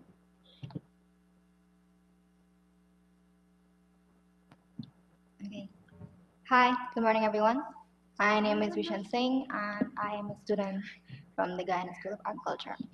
So my question is directed to the gentleman who had mentioned that we are facing barriers as students, like when speaking to adults, and I quote, they usually tell us to shut up and listen to when the adults are speaking. How do you think we should approach a situation like that? Because I know for sure I cannot tell the big aunties and uncles, no, you shut up. So how do we go about doing that? Is this a question for anybody specifically, or?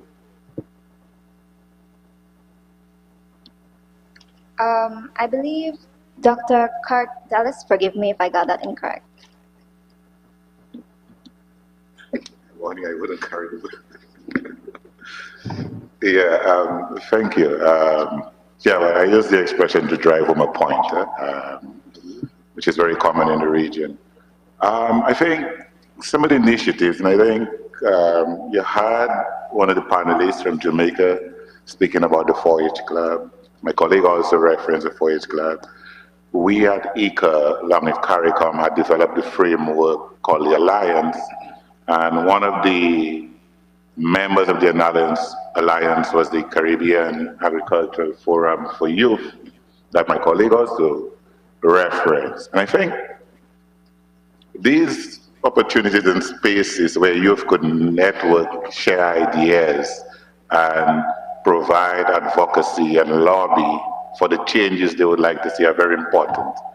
I think trying to do it individually was always going to be a challenge, but if you could begin to come together locally as organizations here, youth organizations in the country, and begin as a large group the kind of advocacy towards the changes that you like to see, I think that's a very important first step. I think also, yes, there's a recognition from the leaders that there are changes that need to be done, but as you know how things work, someone needs to drive that change, and the best person to drive the change are the person seeking the change, so that they could endorse that change in respect of what they truly want. So I think youth networking, advocacy, and lobbying is very important, and grouping yourself to give yourself the strength required is one of the key ingredients going forward. Thank you. All right. So we were supposed to invite two others to speak, and Mr. Siran as well. Unfortunately, I'm being told that for time, we would have to take your questions after the session. But to just add to what Dr. Delis would have said, the preamble of the Guyana Constitution mandates that youth are for Guyana as much as Guyana is for youth, rather.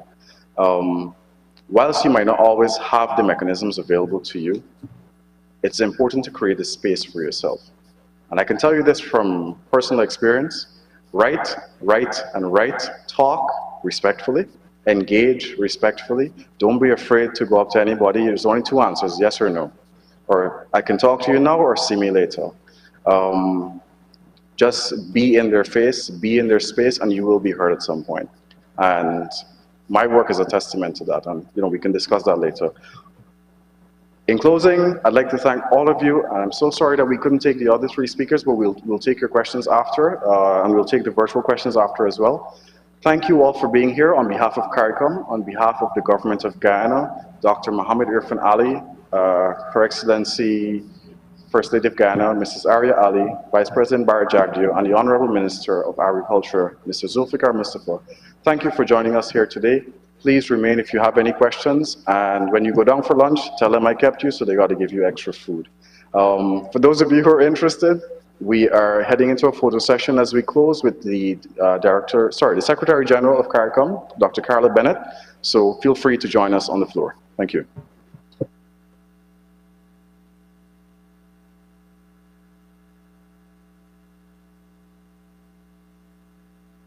Right, just a side note, we start back at 1.